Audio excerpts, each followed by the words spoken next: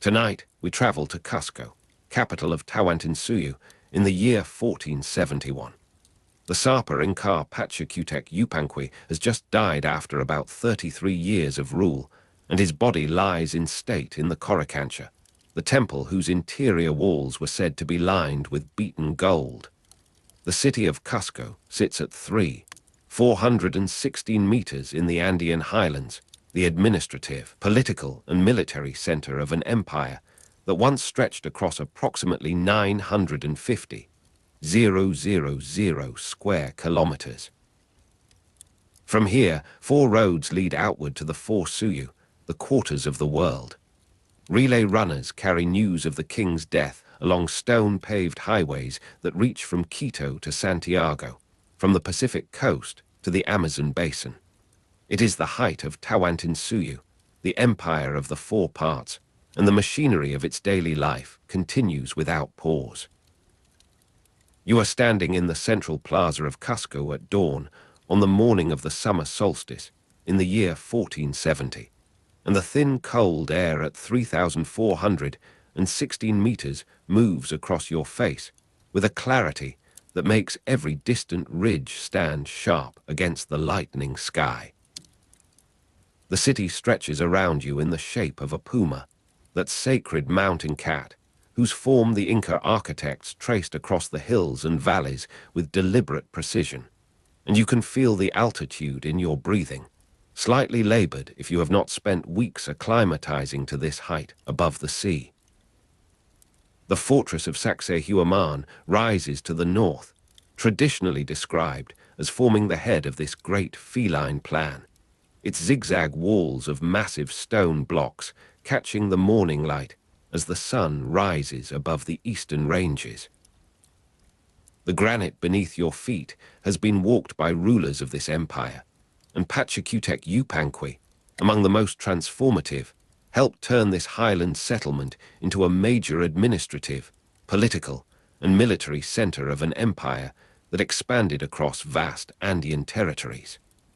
The 4 great roads depart from this plaza in the directions of the 4 quarters, and you watch as the boundary markers announce the territories they command. According to Inca tradition, Chincha-Suyu stretched to the north, Kanti-Suyu to the west, Anti-Suyu to the east, and Qualas-Suyu to the south. These 4 quarters give the empire its name in the Quechua language, Tawantinsuyu, the empire of 4 parts, and this name is spoken by the officials who move through the mourning streets with purpose in their woven sandals. The civilization that built this city emerged in the early 13th century in these same Andean highlands, yet by the mid-15th century the expansion had been massive, achieved through conquest and suppression, and through peaceful assimilation alike. By 1533, though you cannot know this from your vantage in 1470, the Inca Empire will have reached its greatest extent, encompassing much of western South America with its center here in the Andes, and the last Inca stronghold will not fall to the Spanish until 1572, more than a century after this particular dawn. The dry season dust rises from the unpaved streets between the precisely fitted stone walls, and you notice how the ashlar blocks fit together without mortar, their edges worn smooth by generations of passing feet. A provincial governor is approaching from the direction of Chinchinsuyu, his litter borne by teams of runners who have relayed him across the northern quarter for 20 days to reach this navel of the world. His tribute goods are visible in the train that follows. Dried fish from the coastal valleys, bolts of cotton cloth dyed with cochineal and indigo, silver ore from the highland mines, and ceramic vessels sealed with resin against the mountain cold.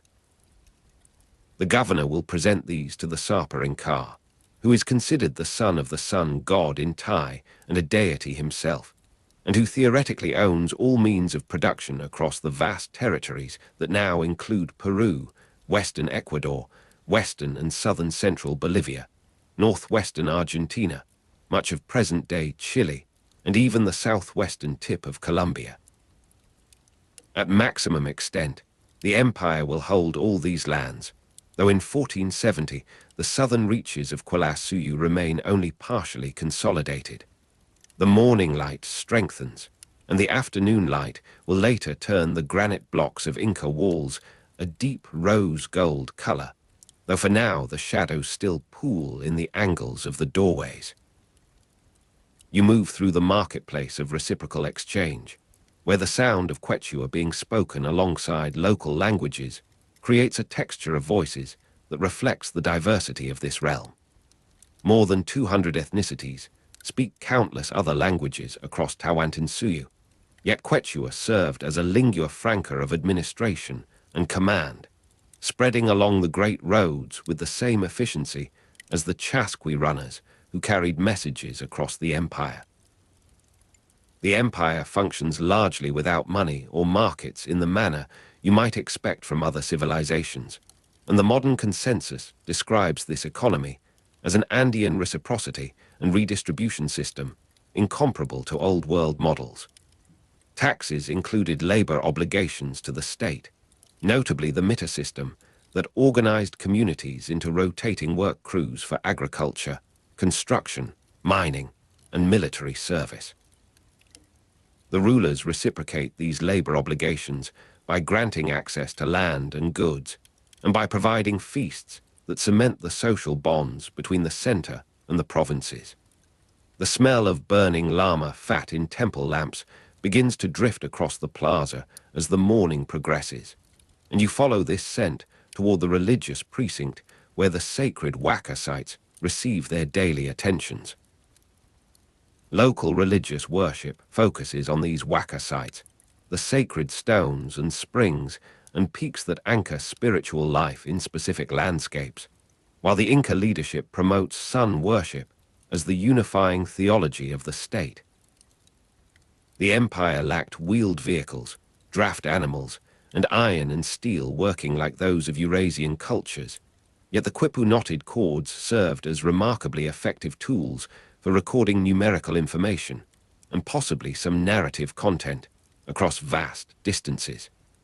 The silence of the high plateau surrounds the city, broken only by wind and distant dog barks that carry across the agricultural terraces on the valley slopes. Pachacutic Yupanqui ruled from 1438 to 1471, and this year of 1470 finds him in the final phase of his transformative reign, the ninth Inca ruler who reimagined what a highland chiefdom could become. Cusco was added to the UNESCO World Heritage List in 1983, a modern designation that postdates the era of the people you might meet in this plaza. The four quarters of Tawantinsuyu remain distinct in their customs and climates, yet the great roads knit them together with a regularity that astonishes those who travel them for the first time. You watch as the governor from Chinchon-Suyu descends from his litter, his lungs working in the thin cold air at 3,416 meters, his face showing the same slight, labored breathing that you feel in your own chest if you have arrived here from lower elevations. The morning advances, and the dry season dust continues to rise from the unpaved streets where llamas are being driven toward the central market with loads of firewood and dried tubers. The precisely fitted stone walls channel the movement of people and animals through the urban fabric, their surfaces warm now where the sun strikes them directly. A priest passes carrying a golden vessel, and the reflection flashes across the granite facades with a momentary brilliance. The four great roads departing from this plaza are already busy with the traffic of empire, with couriers running in their relays toward Chinchon-Suyu and Kunti-Suyu and Anti-Suyu and Quipu-Suyu, carrying the commands that coordinate an imperial project without precedent in the Americas. The marketplace of reciprocal exchange grows crowded as the sun climbs higher, and the sound of Quechua being spoken alongside local languages fills the air with its distinctive rhythm and cadence. You exchange no currency here, for the empire functions largely without money or markets, and instead you offer a length of woven cloth for a measure of dried meat, the transaction recorded by a Quipu-Keeper who knots the cords with practiced speed. The provincial governor from Tawantinsuyu has moved toward the palace complex, his tribute goods inventoried by officials who speak the same Quechua that echoes across the plaza. The Sapa Inca, believed to be the son of the sun god in Thai and a deity himself, would receive these goods in a ceremony that affirmed the reciprocal obligations binding the northern quarter to the center. The taxes that sustain this system take the form of labor obligations to the state, the mitre that every household owes, and the rulers reciprocate these obligations by granting access to land and goods, and by providing feasts that transform political obligation into social celebration.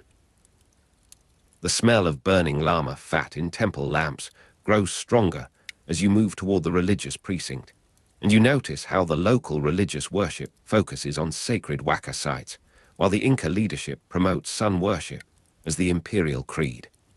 A spring emerges from between two carved stones, and an attendant pours a libation of maize beer into the flowing water, speaking words in a local language that predates the Quechua spread. The empire encompasses most of western South America with its center in the Andes, and this diversity of tongues and practices is the reality that imperial administration must continually negotiate. The civilization emerged in the early 13th century in these Andean highlands, yet the pace of transformation since 1438 has been extraordinary. The massive expansion achieved through conquest, suppression, and peaceful assimilation, creating a realm that covers approximately 950,000 square kilometers. The silence of the high plateau returns as you move away from the central plaza toward the agricultural terraces that climb the valley slopes. The wind moves through the rows of maturing crops with a sound like slow breathing, and distant dog barks mark the location of settlements beyond the immediate urban core. Night temperatures will drop below freezing even in these summer months, and you feel the altitude in your body. The thin, cold air at 3,416 meters, requiring a slower pace of movement than you might maintain at sea level. The four quarters of Tawantinsuyu are present even in this quiet edge of the city, for the crops you see include varieties brought from Tawantinsuyu and Antisuyu and Quilasuyu, their cultivation coordinated by the same administrative system that moves labor and goods across the empire. The last Inca stronghold will fall to the Spanish in 1572, but that future has not yet arrived, and the afternoon light is beginning to turn the granite blocks of Inca walls a deep rose-gold color as the sun descends toward the western mountains of Kuntisuyu. The provincial governor from Tawantinsuyu has completed his audience with the Sapa Inca, and you see his litter being prepared for the return journey northward. The tribute goods have been received into the imperial storehouses, their quantities recorded on Quipu cords that will travel with the monthly administrative reports. The great roads departing the central plaza continue to carry their traffic, the boundary markers standing as silent witnesses to the extent of imperial ambition. At maximum extent, the empire will include Peru, western Ecuador, western and southern central Bolivia, northwestern Argentina, much of present-day Chile, and the southwestern tip of Colombia, though in 1470 some of these territories remain aspirational rather than administered. The official language of Quechua spreads along these same routes, though more than 200 ethnicities speak countless other languages in the daily practice of their local lives. The dry season dust rises in thicker clouds as the afternoon wind strengthens, the unpaved streets between the precisely fitted stone walls becoming hazy with the movement of people returning from the fields. You find a low wall and sit, feeling the warmth stored in the granite from the day's accumulation of solar heat. The smell of burning llama fat in temple lamps drifts across from the direction of the main temple, and you know that evening rituals at the huacas will soon begin, the sacred stones and springs receiving their attendants as the light changes. The empire lacks wheeled vehicles, draft animals, iron and steel working, and a writing system like those of Eurasian cultures, yet the efficiency of its organization challenges any simple hierarchy of technological achievement.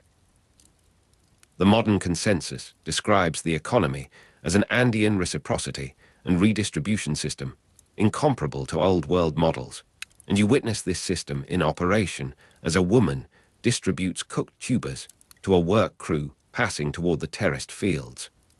The sun moves toward the western mountains, and the afternoon light turns the granite blocks of Inca walls a deep rose-gold color across the entire visible city. The fortress of Sacsayhuaman, forming the head of the Puma plan, catches this light on its massive zigzag walls, the limestone blocks glowing with a warmth that seems almost internal. You are standing at the harbor of Empire, though the sea lies far away in any direction, and the four great roads are the vessels that carry the goods and commands of Tawantinsuyu to its distant shores. Pachacutic Yupanqui ruled from 1438 to 1471 as the ninth Inca ruler, the architect of this particular dawn that you have witnessed. The evening rituals at the Huacas begin as the sun sets behind the western mountains of Tawantinsuyu. You move toward one of these sacred sites, a spring that emerges from a carved stone basin on the edge of the urban core. The local religious worship focuses on such waka sites, while the Inca leadership promotes sun worship as the unifying practice of state, and the two forms of devotion interweave in the ceremonies you observe. An attendant pours maize beer into the flowing water, and the sound of prayer rises in a language that is not Quechua, one of the countless other languages spoken by the more than 200 ethnicities incorporated into the empire. The night temperatures will drop below freezing even in these summer months, and you feel the change already in the air, the thin cold air at 3,416 meters losing its daytime warmth with surprising speed. The silence of the high plateau settles over the city as the last light fades. The distant dog barks become more audible in the absence of daytime activity, and the wind moves through the streets with a sound like slow exhalation. The four quarters of Tawantinsuyu are present in the darkness, their roads marked by the boundary markers that stand at the edges of the central plaza, their peoples connected by the great roads that depart in the directions of Chinchinsuyu and Tawantinsuyu and Antisuyu and Quilasuyu. The provincial governor from Chinchinsuyu has begun his return journey, his runners moving through the night with the same efficiency they maintain by day. The Sapa Inca, son of the sun god Intai and a deity himself, remains in the palace complex, the tribute goods from the northern quarter now stored in chambers where the Quipu records will preserve their memory. The stars emerge with a clarity that the thin cold air at this altitude makes possible, and you find yourself breathing more slowly now, the slight labored quality of unacclimatized breathing gradually easing as your body adjusts to the height. The granite blocks of Inca walls have cooled from their afternoon warmth, and their surfaces feel smooth and cool to your touch. The smell of burning llama fat in temple lamps persists, a thread of sensory continuity that connects the waking hours to the approaching night. The empire functions largely without money or markets, and the marketplace of reciprocal exchange has emptied, its transactions completed until the morning returns. The taxes that sustain Tawantinsuyu take the form of labor obligations to the state, the mitre that will resume with the dawn, and the rulers reciprocate these obligations by granting access to land and goods, and by providing feasts that you may attend if your status permits. The evening rituals at the Huacas continue in scattered locations across the city and its surrounding slopes. Sacred stones and springs receive their libations and prayers, the local religious worship focusing on these waka sites, while the Inca leadership promotes sun worship as the theology of imperial unity. You sit beside one such spring, feeling the water's cold emergence from the mountain's interior, and the sound of Quechua being spoken alongside local languages reaches you from a nearby group of attendants completing their duties. In 1470, this center holds with a confidence that the future will complicate, but cannot retrospectively diminish. The massive expansion achieved through conquest, suppression, and peaceful assimilation since 1438 has created a realm that covers approximately 950,000 square kilometers, and the ninth Inca ruler, Pachacutec Yupanqui, has guided this transformation with the authority of one who is considered the son of the sun god Intai and a deity himself. The night deepens. The dry season dust has settled on the unpaved streets between the precisely fitted stone walls, and the movement of people has diminished to the essential functions of watch and prayer. The four great roads departing the central plaza are visible in the starlight as darker lines against the slightly lighter darkness of the surrounding terrain, their boundary markers standing as silhouettes against the sky. The silence of the high plateau is complete now, broken only by wind and the most distant dog barks, sounds that carry across the agricultural terraces with a clarity that the thin, cold air makes possible. Night temperatures drop below freezing even in summer months, and you pull your woven garment closer, feeling the wool's texture against your skin, the lanolin still present in the fibers from the animals that provided it. The stars wheel slowly overhead, and the puma shape of Cusco rests in darkness, the fortress of Sacsayhuaman forming the head of this great plan, now invisible to the eye, but present in the memory of anyone who has walked its contours. The civilization emerged in the early 13th century in the Andean highlands, and the city has grown across those centuries into the administrative, political, and military center of an empire that now includes Peru, western Ecuador, western and southern central Bolivia, northwestern Argentina, much of present-day Chile, and the southwestern tip of Colombia. The wind moves across your face with a gentleness that the altitude does not diminish. The smell of burning llama fat in temple lamps has faded, or perhaps your perception has adjusted to its constant presence. The granite blocks of Inca walls surround you in the darkness, their precisely fitted edges still discernible to your fingertips if you reach out to trace them. The night continues. The stars maintain their slow procession, and the cold deepens toward the freezing that even summer months bring to this height. You are standing in the central plaza of Cusco, or perhaps you have moved to sit against one of the precisely fitted stone walls, or perhaps you have found a terrace edge where the darkness opens toward the valley below. The four quarters of Tawantinsuyu extend in every direction beyond the immediate circle of your perception: Chinchinsuyu and Kunti-Suyu and Anti-Suyu and Kuala-Suyu, the empire of four parts that takes its name from this central place. The sound of Quechua being spoken alongside local languages has diminished to isolated voices, the more than 200 ethnicities and their countless other languages now mostly withdrawn into the domestic spaces of sleep and rest. The darkness is complete. The wind has softened to a barely perceptible movement of air across the high plateau. The distant dog barks have ceased, or have moved beyond the range of your hearing. The fortress of Sacsayhuaman stands against the stars as a darker mass, forming the head of the Puma plan that the Inca architects traced across these hills and valleys with deliberate precision. The official language of Quechua persists in the occasional murmur of a passing figure, a courier perhaps, moving along one of the four great roads that depart from this navel of the world.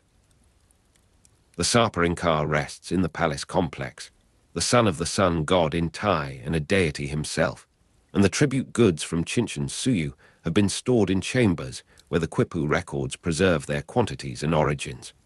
Your breathing has slowed. The slight labored quality that the thin cold air at 3,416 meters imposed on unacclimatized visitors has eased into a rhythm that matches the pace of the night. The granite is cool against your back, or against your hand if you have reached out to touch it. The smell of the high plateau is clean and mineral, the dry season dust settled now, the unpaved streets quiet between the precisely fitted stone walls. The evening rituals at the Huacas have concluded or continue only in the most private forms of individual devotion, the sacred stones and springs receiving their final attentions before the deepest hours. The local religious worship focuses on these Waka sites, while the Inca leadership promotes sun worship, and both forms of practice now rest in the shared darkness that makes such distinctions temporarily irrelevant. The stars continue their slow wheeling. The cold deepens. The silence of the high plateau holds everything within it. The wind and the distant dog barks, absorbed into a stillness that seems to emanate from the mountains themselves. You are here in this place at this time, and the empire of 4 parts extends around you in all directions, its great roads marked with boundary markers, its peoples bound by the mitre obligations that take the form of labor rather than coin, its rulers reciprocating with access to land and goods, and with feasts.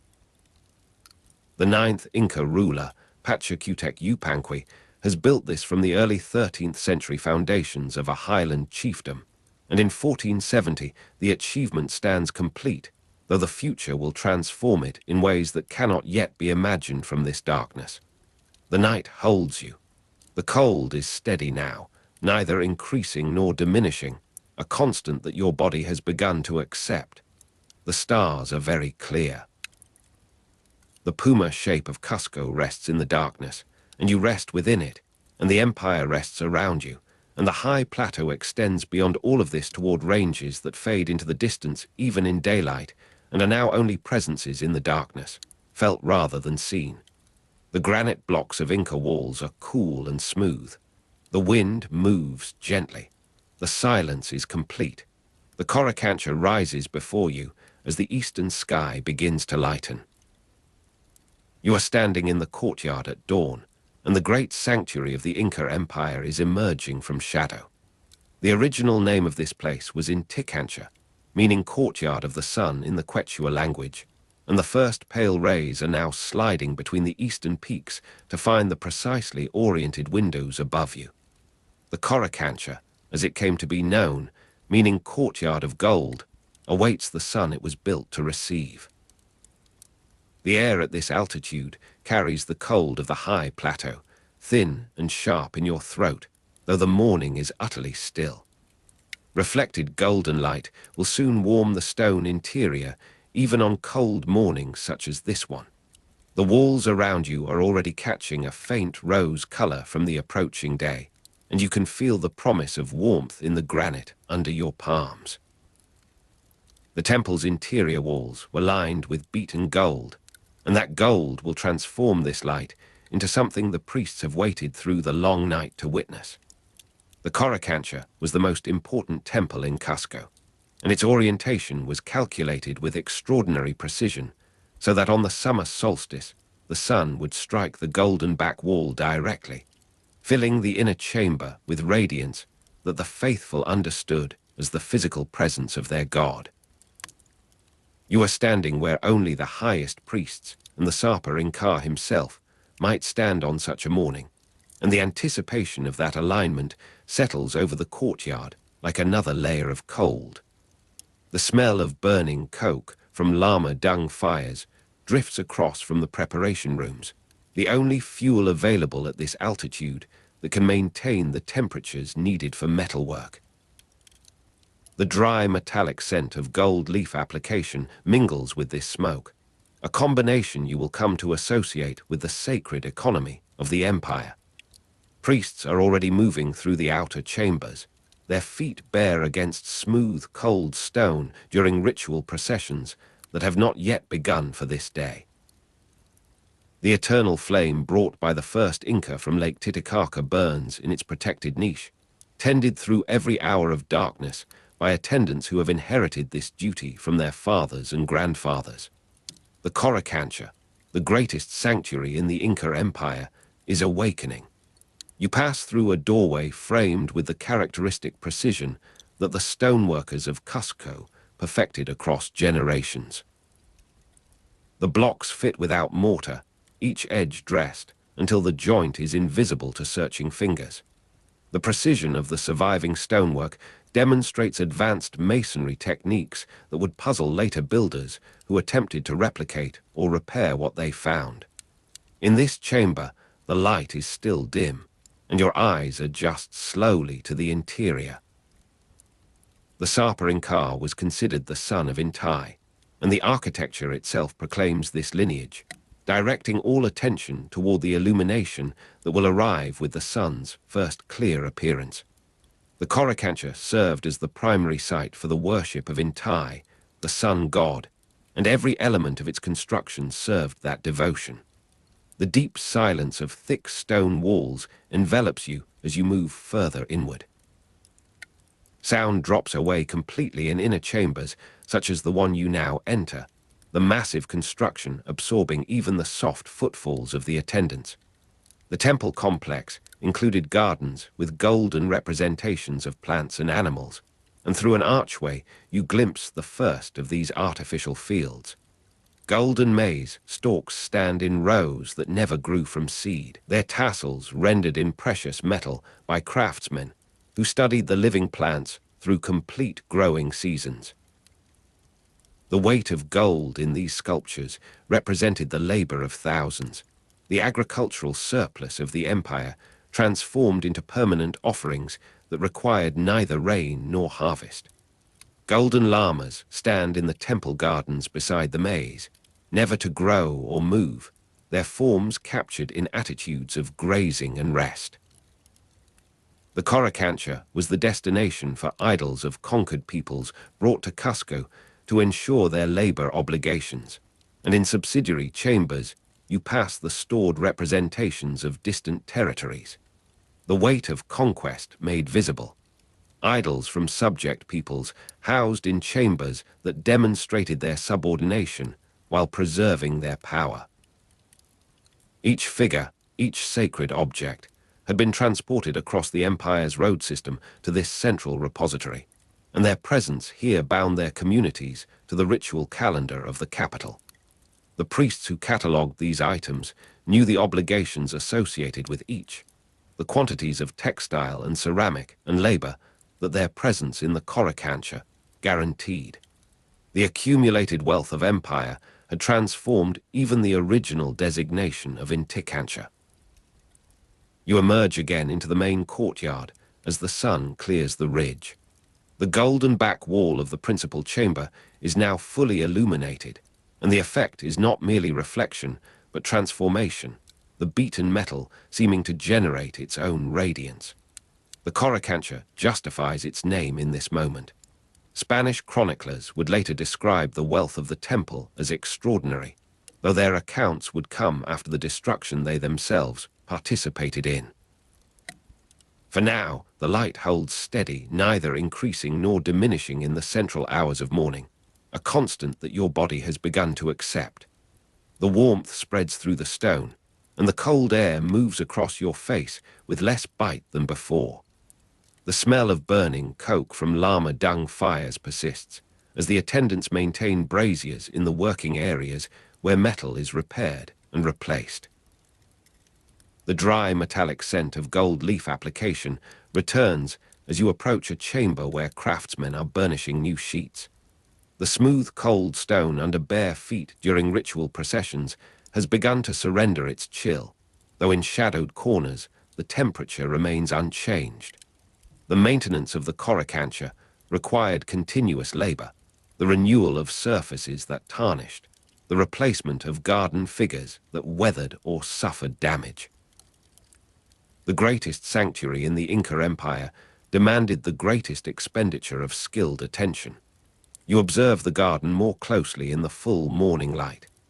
Golden maize stalks and llamas standing in the temple gardens catch the sun with a fidelity that living vegetation cannot match, their surfaces designed to respond to every change in angle and intensity. The craftsmen who created these works had studied the optical properties of their materials as carefully as their forms, calculating how the gold would appear at dawn, at noon, in the diminished light of afternoon. These gardens served as perpetual offerings, never requiring the seasonal renewal that agricultural ritual demanded. The weight of conquest, made visible in the subsidiary chambers, extends to the very materials of the temple. The gold that lines these walls came from mines worked by communities bound through ritual hostages, their idols stored in these same chambers. The extraction and transport of this metal, its beating into sheets thin enough to cover stone without obscuring the joints, represented an organization of labor that the temple itself commemorated. The advanced masonry techniques visible in the stonework were developed and preserved within this system of obligation and expertise. Midday arrives without dramatic change in the high plateau, the sun simply more directly overhead, the shadows shorter and sharper where they fall. You are standing in the courtyard at noon, and the Coricancha is fully illuminated. The sun now occupies the entire sky, its presence so complete that the temple's orientation seems almost unnecessary, the light too abundant to require direction. Yet the architecture still functions, the overhanging eaves creating precisely calibrated shade at the upper walls while the lower surfaces remain bright. The deep silence of thick stone walls offers respite from the intensity of the courtyard. Sound drops away completely in inner chambers where priests have withdrawn for the private observances of noon. The smell of burning coke from llama dung fires is less pronounced now, the braziers extinguished or reduced to embers in the warmth of midday. The dry metallic scent of gold leaf application has also diminished, the craftsman resting in the hours when the metal itself becomes too hot to handle comfortably. You move through the complex as the afternoon lengthens, observing the gradual shift in quality of the light. The Coricancha responds differently as the sun descends toward the western peaks. The golden back wall that received direct illumination at dawn now reflects a softer, more diffuse radiance, the angle too oblique for the dramatic effect of the solstice morning. The daily passage of light through these spaces constituted a continuous ritual that required no human action beyond the original construction. The quiet after evening ceremonies will settle gradually, gold leaf catching the last light from oil lamps as human activity diminishes. You anticipate this transition, standing in a chamber where preparations are already underway. The maintenance of this flame through every night represented the continuity of the sacred order that the architecture expressed. The golden maize stalks and llamas standing in the temple gardens lose their brilliance as the direct sun departs, becoming shapes of muted yellow against the darkening stone. The Coricancha transitions into its nocturnal mode. The absence of the sun now defines the atmosphere, the original Inticancha yielding to the darkness it was never meant to hold. The weight of conquest made visible in the stored idols seems heavier in shadow, their forms less distinct, their origins more distant and perhaps more melancholy. The golden representations of plants and animals now require artificial illumination to be perceived at all. The smell of burning coke from llama dung fires intensifies as the temperature drops and the braziers are replenished. The dry metallic scent of gold leaf application has ceased entirely. The craftsmen departed to their quarters. The deep silence of thick stone walls becomes more pronounced as activity decreases. The advanced masonry techniques visible in the stonework include acoustic properties, the same mass that absorbs sound also preserving it in certain configurations, so that a whispered prayer in the correct location carries to a distant listener with perfect clarity. You are standing in the principal chamber as evening progresses. The quiet after evening ceremonies, gold leaf catching the last light from oil lamps, is settling over the Coricancha. The temple did not survive the destruction of the conquest, though this evening precedes that catastrophe by generations, and the lamps burn with steady confidence in their perpetuation.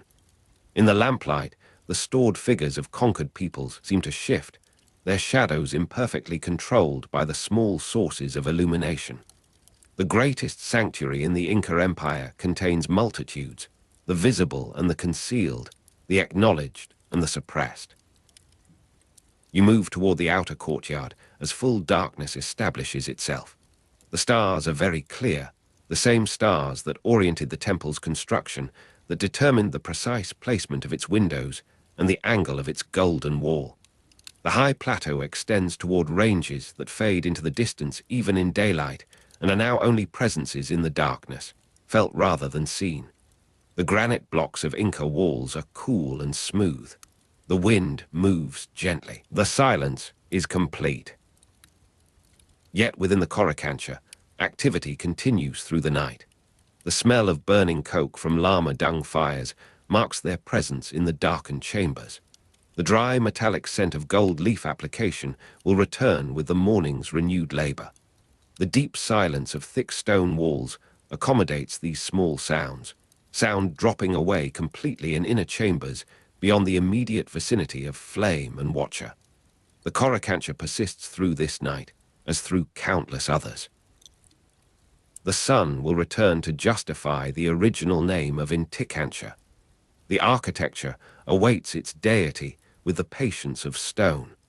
The golden representations of plants and animals in the temple gardens would receive the dawn in their frozen attitudes.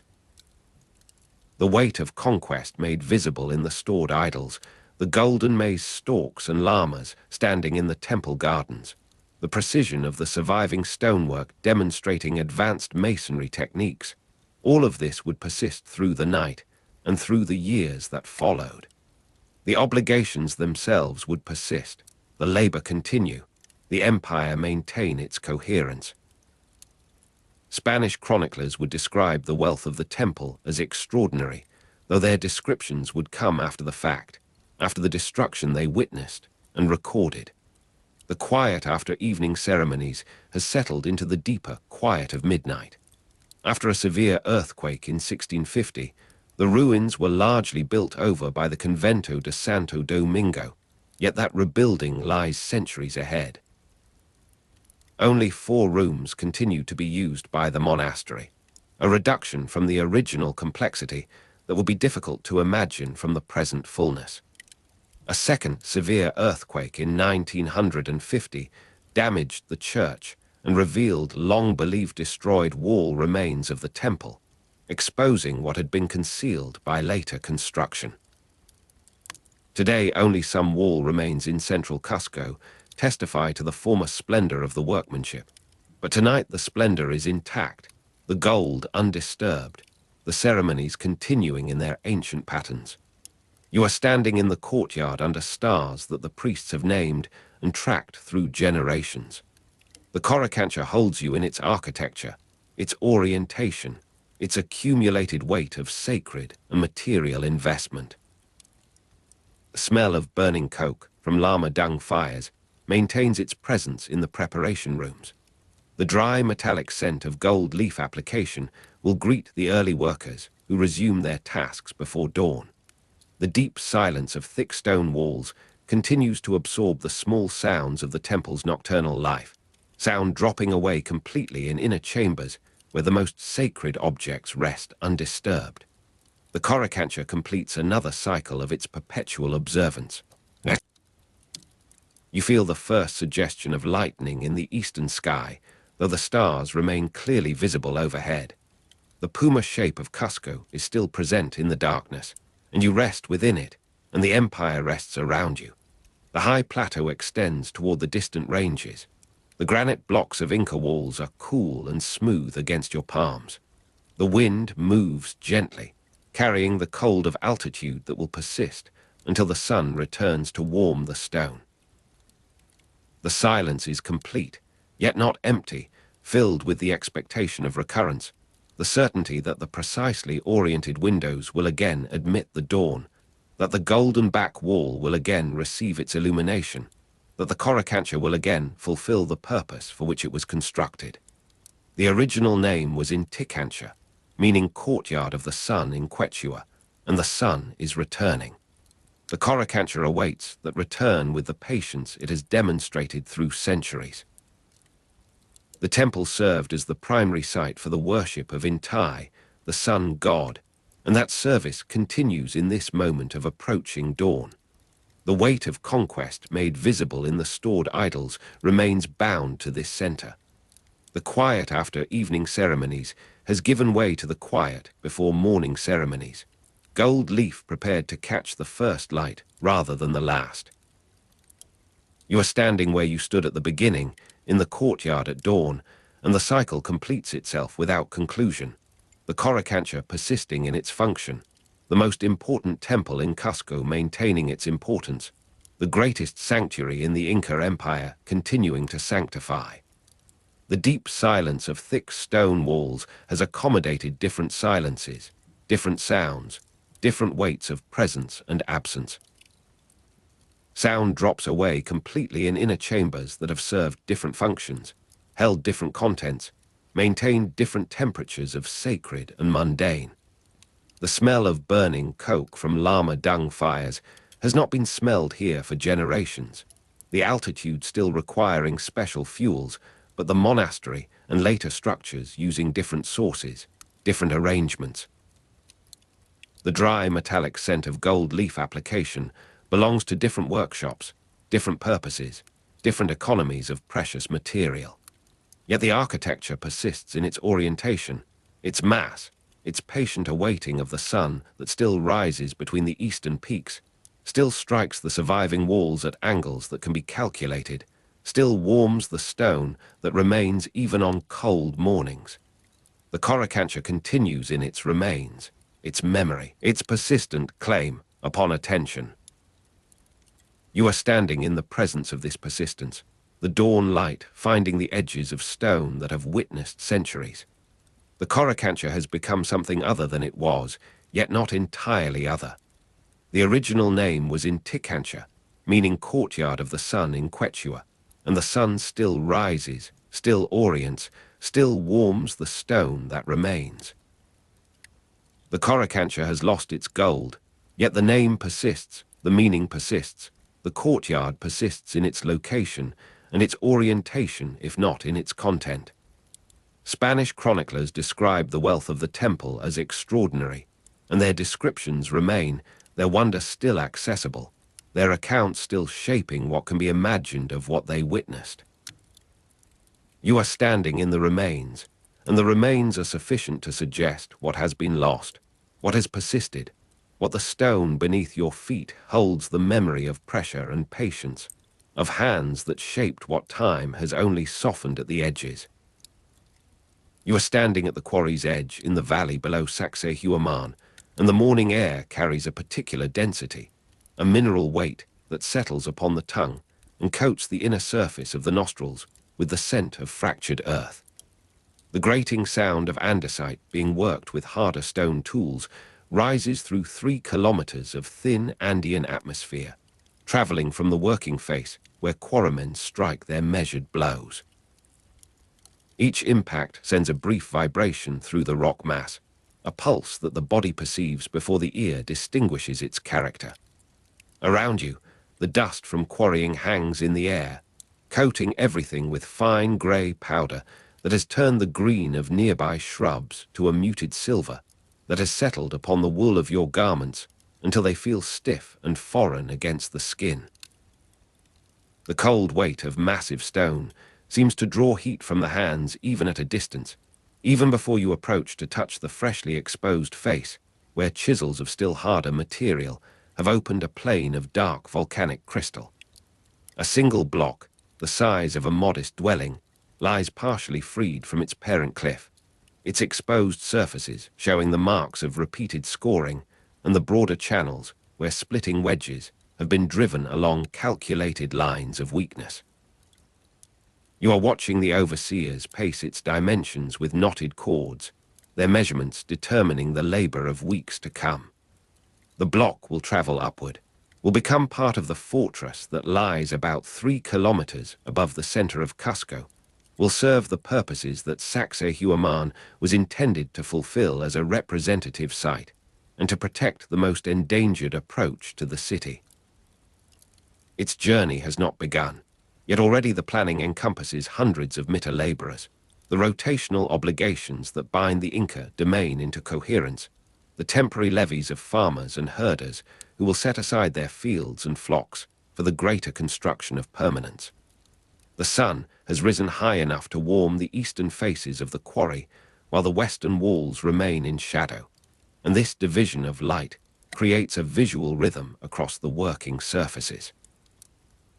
You are observing the method by which a master quarryman tests a potential fracture plane, tapping with a rounded hammerstone and interpreting the returning sound through years of accumulated discernment. A hollow note suggests hidden voids, internal structures that would compromise the block's integrity. A sharp, dense report indicates homogeneous material suitable for the precision that Inca monumental architecture demands in its stone masonry in particular.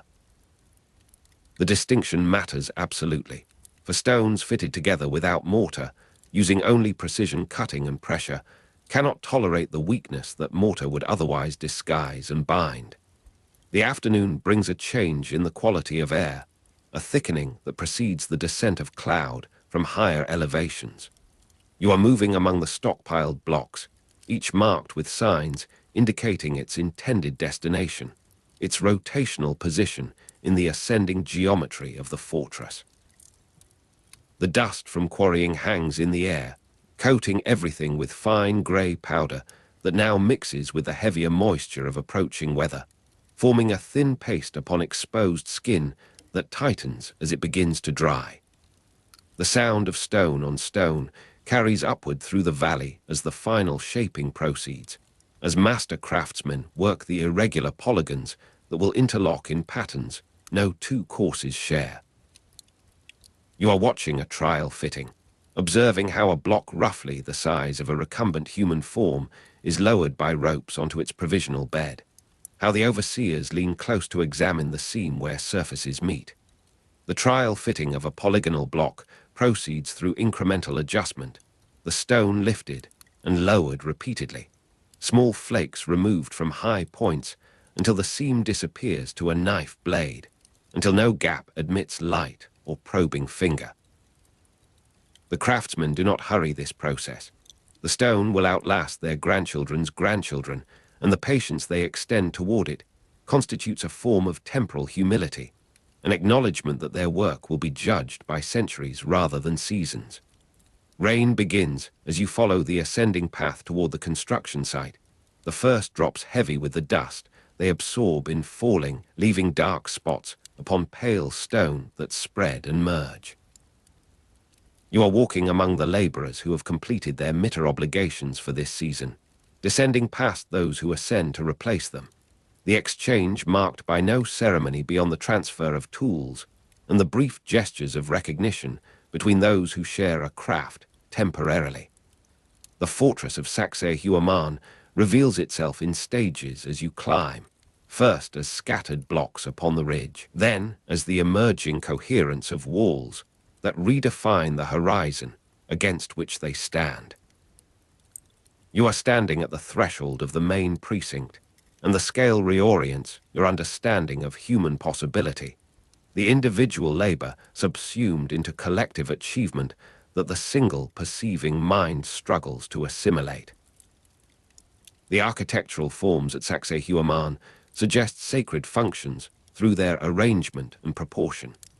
Niche places recessed into massive walls that may have received offerings or housed effigies. Circular arenas of approximately 100 meters diameter, whose precise geometry implies ceremonial gathering rather than military function, and carved stairs in single standing rock blocks that ascend toward levels restricted and significant. The rain intensifies as you move through the complex, falling on finished walls with a sound that varies according to the surface it strikes. Upon the fitted faces, water finds no purchase, running in sheets that reveal the subtle undulations of the craftsman's finishing, the slight convexities that shed moisture and distribute the structural load. You are placing your hand upon a joint where two blocks meet, feeling the slight vibration of rain impact transmitted through the mass, the temperature differential between the exposed face and the protected seam where your fingers rest. The particular silence of a wall so precisely fitted that no wind whistles through creates an acoustic environment unlike any other structure you have encountered, a damped quality of sound that seems to absorb voice and footfall equally, that grants even the rain a softened, muffled character. Evening arrives with a thinning of cloud that permits the last light to strike the wet surfaces, transforming the dark andesite to a saturated black, in which the mineral crystals catch and fragment the illumination. You are descending toward Cusco as darkness completes its daily conquest of the valley, the fortress receding into silhouette above, its mass discernible against the sky as a slightly lesser darkness.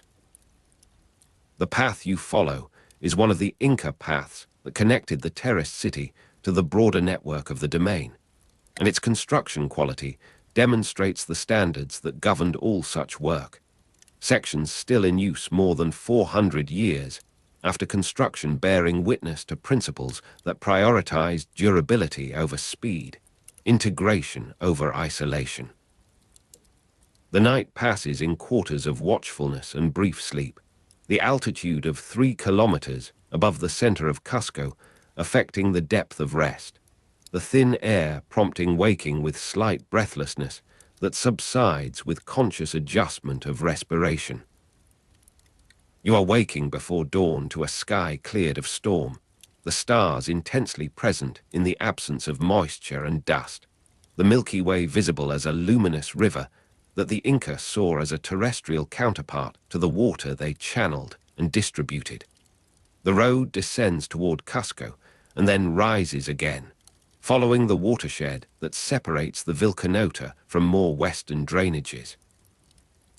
You are traveling upon one of the arteries of empire, the road system that reached widths of up to 20 meters and was stone paved where terrain permitted, where traffic volume demanded, where the display of imperial capacity served political purpose.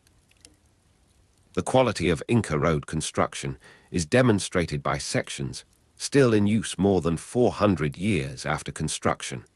The original surfacing worn to varying depths, but the alignment preserved. The gradient moderated by retaining walls and culverts that continue their functions with minimal maintenance. Stairways led to heights above 500 meters in the more mountainous sectors, and you are climbing one such ascent now, the steps engineered for llama caravan and human foot alike, the risers adjusted to accommodate the shorter stride of burdened pack animals. The sun reaches its zenith as you traverse a high pass, the vegetation reduced to sparse grass and lichen, the air carrying a thin quality that makes distant peaks appear closer than measurement confirms. You are descending toward a valley where suspension bridges and causeways crossed water and rushing rivers, though the particular span you approach has been replaced in the colonial period with a more conventional structure, the original fiber construction having succumbed to the combined effects of climate and neglect. Much of the road system lay above 500 meters elevation, and your journey has maintained this altitude for hours, the body gradually adapting or gradually accumulating the strain of oxygen deprivation that manifests in headache and slight disorientation, in the need for more frequent rest than the terrain otherwise demands. The afternoon brings you to a lower elevation, the vegetation thickening to scrub, and then to the cloud forest that characterizes the western slopes. You are approaching the Terrace city that was built in the 15th century at 430 meters elevation, the construction that has become synonymous with Inca achievement in the modern imagination, though its original name and significance remain subjects of scholarly negotiation. Machu Picchu is located 75 kilometers northwest of Cusco on a mountain ridge between Huayna Picchu and Machu Picchu peaks, and you are seeing it first as a break in the forest canopy below. as geometric forms that interrupt the organic irregularity of the mountain's natural profile.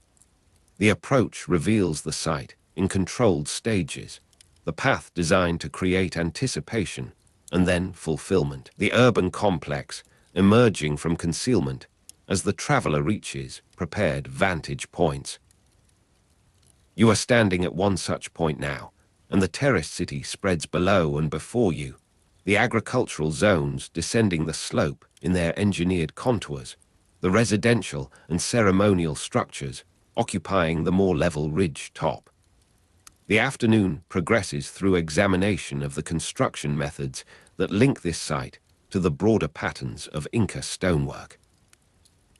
You are moving through the urban sector, observing the variation in quality that distinguishes different structures, the more precise fitting reserved for walls of evident ceremonial importance, the slightly more generous joints permitted in agricultural terraces and service buildings. The stones were fitted together without mortar, using only precision cutting and pressure, and this principle governs even the humbler constructions. The technique scaled to the significance of the result rather than abandoned for convenience. You are sitting upon a dressed stone that serves as bench or altar, the function undetermined, the form suggestive of rest and contemplation. Rainwater on polished stone surfaces, beading and running in sheets, has left patterns of mineral deposition upon the lower courses, the centuries of weathering recording their slow processes in stains that the modern conservator debates whether to remove or preserve. The evening arrives with clouds settling into the valley below, the site becoming an island above a sea of white that laps against the agricultural terraces. You are watching this transformation from an elevated platform, the temperature dropping with the sun's departure, the moisture condensing upon exposed surfaces in a fine film that catches the last light. The terraced city was connected to Cusco by Inca paths, and you were tracing one such route in imagination, following its descent to the river, its ascent to the pass, its long traverse of the high plateau before the final approach to the imperial center. Night completes its establishment with a darkness absolute in the absence of settlement, the stars emerging in their multitude as the last cloud dissolves. You are lying upon a prepared surface within one of the roofless structures, the sky directly visible, the stone beneath conducting the chill of altitude into your body with an efficiency that demands the insulation of wool and fleece. The sound of stone on stone carries upward from no visible source, a memory perhaps, or the distant work of stabilization crews, or simply the imagination's response to an environment defined by its material, by the mass that surrounds and supports and outlasts. Dawn arrives with the gradual revelation of form, the eastern peaks catching light, while the valley remains submerged in shadow, the cloud sea taking on colors of rose and amber before the whitening of full day. You are rising to resume your journey, to begin the return toward Cusco and the fortress that lies about 3 kilometers above its center, the site that Sacsayhuaman was intended to serve as a representative site and to protect the most endangered approach to the city. The architectural forms at Sacsayhuaman suggest sacred functions, niche places, circular arenas of approximately 100 meters diameter, and carved stairs in single standing rock blocks, and these elements await your renewed attention, their significance deepening with the comparative experience of Machu Picchu. The descent from the terraced city follows the original approach, the path engineered to create controlled perspectives that now operate in reverse, the site concealing itself as you withdraw. You are pausing at the final vantage, looking back upon the construction that was built in the 15th century at 430 meters elevation, that is located 75 kilometers northwest of Cusco on a mountain ridge between Huayna Picchu and Machu Picchu peaks. The morning light strikes the eastern faces of the principal structures, the stone warming from the night's chill, the colors shifting from the blue-gray of shadow to the richer tones of direct illumination. The return journey occupies days, the road system permitting steady progress through varied terrain, the engineering accommodating the demands of landscape rather than imposing uniform solution. You are traversing a section where the original paving remains exposed, the stones worn by centuries of passage to a polished smoothness that the modern traveler must navigate with care, the reduced friction demanding attention to footing. The roads reached widths of up to 20 meters and were stone paved, and this particular segment maintains something approaching that original dimension, the clearing through forest still evident, the embankments and retaining walls continuing their functions with minimal degradation. Stairways led to heights above 500 meters, and you are climbing one such sequence now, the steps engineered for the llama caravan and the human foot, the risers adjusted to accommodate the shorter stride of burdened pack animals, the landings permitting rest and regrouping. The high pass offers a view of the broader Cordillera, the successive ranges diminishing into atmospheric blue, the snow peaks catching and reflecting a light that seems to originate from their own substance. You are descending toward the region where suspension bridges and causeways crossed water and rushing rivers, though the particular spans you encounter have been replaced or abandoned, the original fiber technology requiring maintenance that the colonial period interrupted and the modern period has only selectively restored. The final approach to Cusco reveals the city in its basin, the surrounding hills terraced to their summits, the urban fabric spreading across the valley floor and climbing the lower slopes. You are entering through one of the original access points, the road's alignment preserved though its surfacing has been modified by colonial and republican interventions, the modern pavement laid over or beside the original stonework. The fortress of Sacsayhuaman dominates the northern skyline, its walls ascending the hill in the zigzag pattern that from certain perspectives suggests the teeth of a monumental jaw, the defensive geometry that Sacsayhuaman was intended to fulfill as a representative site, and to protect the most endangered approach to the city rendered explicit in this view. The city occupies your attention for a period of days, the urban fabric revealing layers of Inca foundation and colonial superstructure, of republican modification and modern intervention. You are walking the streets that overlay the original canalization, the water management that sustained the imperial capital still partially functional beneath the modern paving.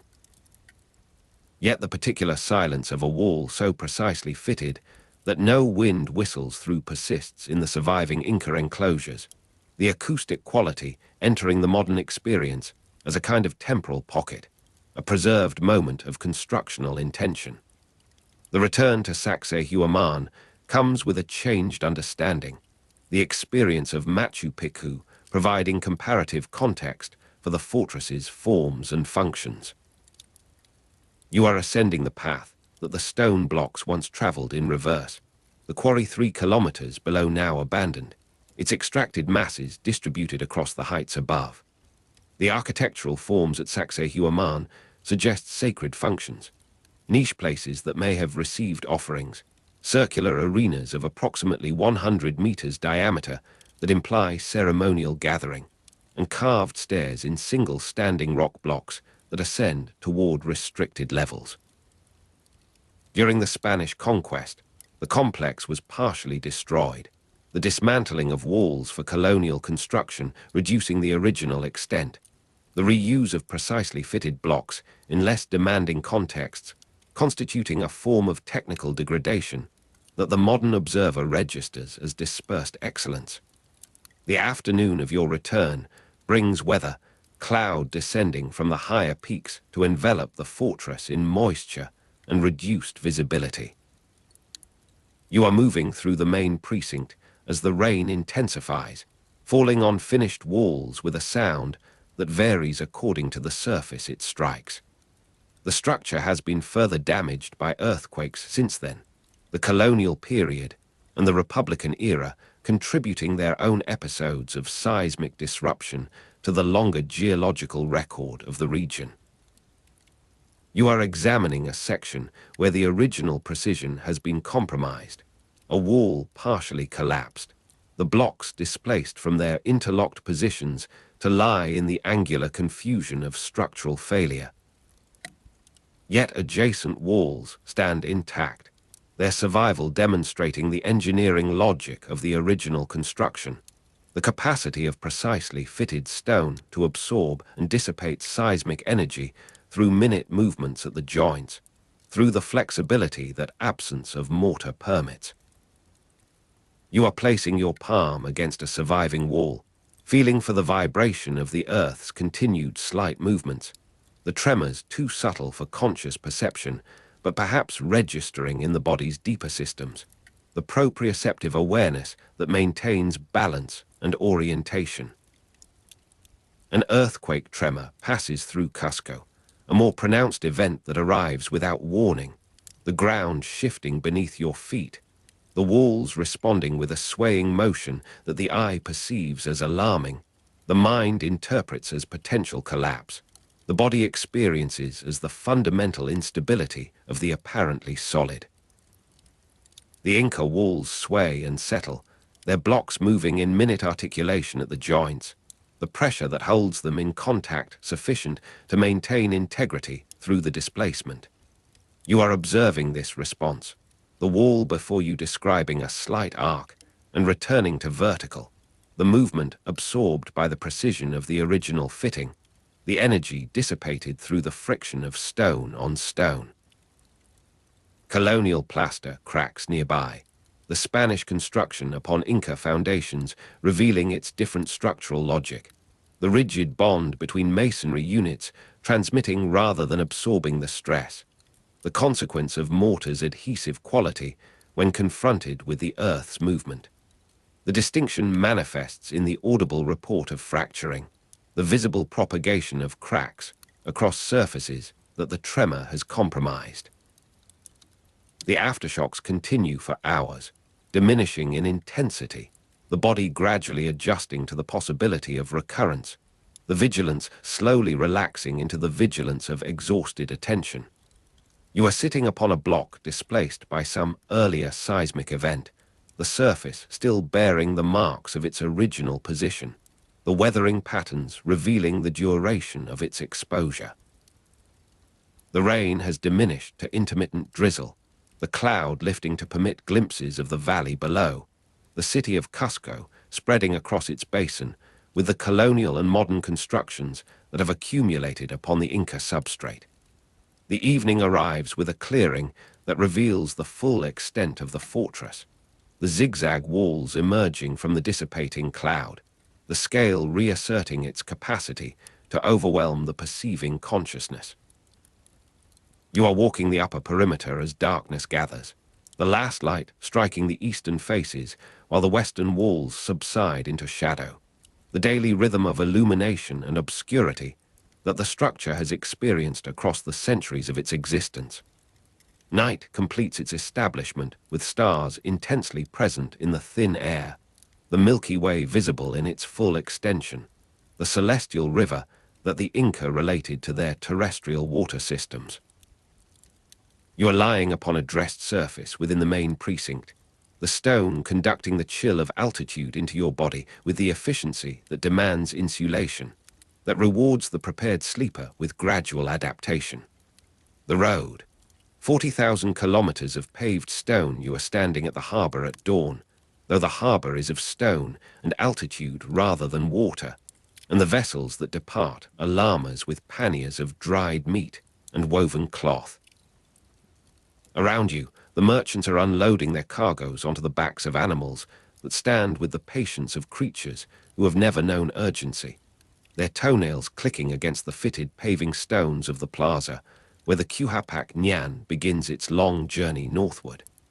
The cold air moves across your face, carrying the thinness that comes at 3,400 meters, the air that makes every exertion deliberate, every breath a small negotiation with the mountain. The Inca Road system, was the most advanced and extensive transport system of pre-Columbian South America, and you are at its heart this morning, watching the day's commerce awaken in the capital they called Cusco, the navel of the world, the place from which all distances were measured. The lead animal wears a bell of bronze, and its sound carries in the thin air with a purity that seems to come from no particular direction, surrounding you as the mist surrounds the lower valleys. The Quipu-Keepers, the main north-south Andean highway, extended more than 6,000 kilometers from this plaza to the northern territories beyond Quito, and you watch the caravan assemble for a portion of that distance, the animals being led into file by a driver who speaks to them in a dialect that predates the empire itself. Dust rises from the dry season road, fine as the ash from a cold fire, settling on the wool of the animals and the woven cloaks of the men who will walk beside them. The network exceeded 30,000 kilometers, including main and secondary routes, a figure that becomes imaginable only when you consider that these men will walk for months to reach their destination, that the road they follow is one thread in a web that covered the empire from the Pacific coast to the cloud forests of the interior. You are walking now at the rear of the caravan, your own pace adjusted to the deliberate rhythm of the animals, the click of llama toenails on fitted stone paving marking each step with a small percussion that accumulates into something like music over the hours. The road climbing from valley floor to Puna begins with a gentle ascent through terraced fields where quinoa stands golden in the morning, the agricultural areas connected by this same network to administrative centers and ceremonial sites and the storage depots that will sustain you in the weeks ahead. The paving stones are fitted with a precision that defies the frost heave of Andean winters, each edge dressed to meet its neighbor without mortar, without gap, the surface worn smooth by generations of passage. The system was based on earlier work by pre-Inca cultures, primarily the Huari and Chimu, and you can see their methods in the older sections where the stonework changes character, becomes more irregular, more responsive to the contours of the land rather than the imperial will to straighten and standardize. The switchbacks cut into the mountain face with a geometry that reveals itself only gradually, each turn opening a new perspective on the valley you are leaving behind, the city of Cusco, now a pattern of roofs and plazas indistinguishable from the geological formations that cradle it. Altitude headache and shortness of breath above 3,500 meters begin as a subtle pressure behind the eyes, a slight dizziness when you look down at the paving stones to check your footing, and you understand now why the road system enabled rapid communication and movement that would otherwise be impossible across such terrain. For without these graded approaches, these carefully engineered gradients, no loaded animal could ascend, no message could travel faster than the speed of a man, struggling through vertical brush. The smell of cold stone and dry grass on the high Puna replaces the richer sense of the valley, the vegetation thinning to a carpet of iku that offers no shelter from the wind that begins to rise as you clear the last of the tree line. Wind across the Altiplano, carrying no sound but its own, moves across your face with a pressure that makes the eyes water, that finds every gap in the woven protection of your clothing. The caravan continues its ascent, the animals unperturbed by the exposure that makes you wish for the walls of a tambo, for the shelter that waits at the day's end. The road system allowed the Inca ruler political and economic control of the empire, and you feel this control now in the very surface you walk upon, in the knowledge that this path was laid by imperial command, maintained by the labor of communities who owed their service to a distant authority whose power was made manifest in stone. Goods, tribute, and supplies were distributed by carriers and llama to every corner of the empire, and the packs you follow contain the products of 100 ecological zones, the dried fish of the coast, the coca leaves of the warm valleys, the wool of these same animals that now carry the finished textiles back toward their origin.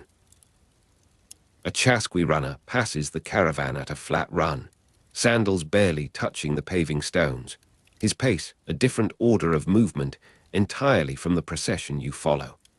He carries the knotted cord of a Quipu message, or perhaps fresh fish from a mountain lake wrapped in leaves, or news of a rebellion in the northern provinces that must reach the emperor before the sun sets twice more.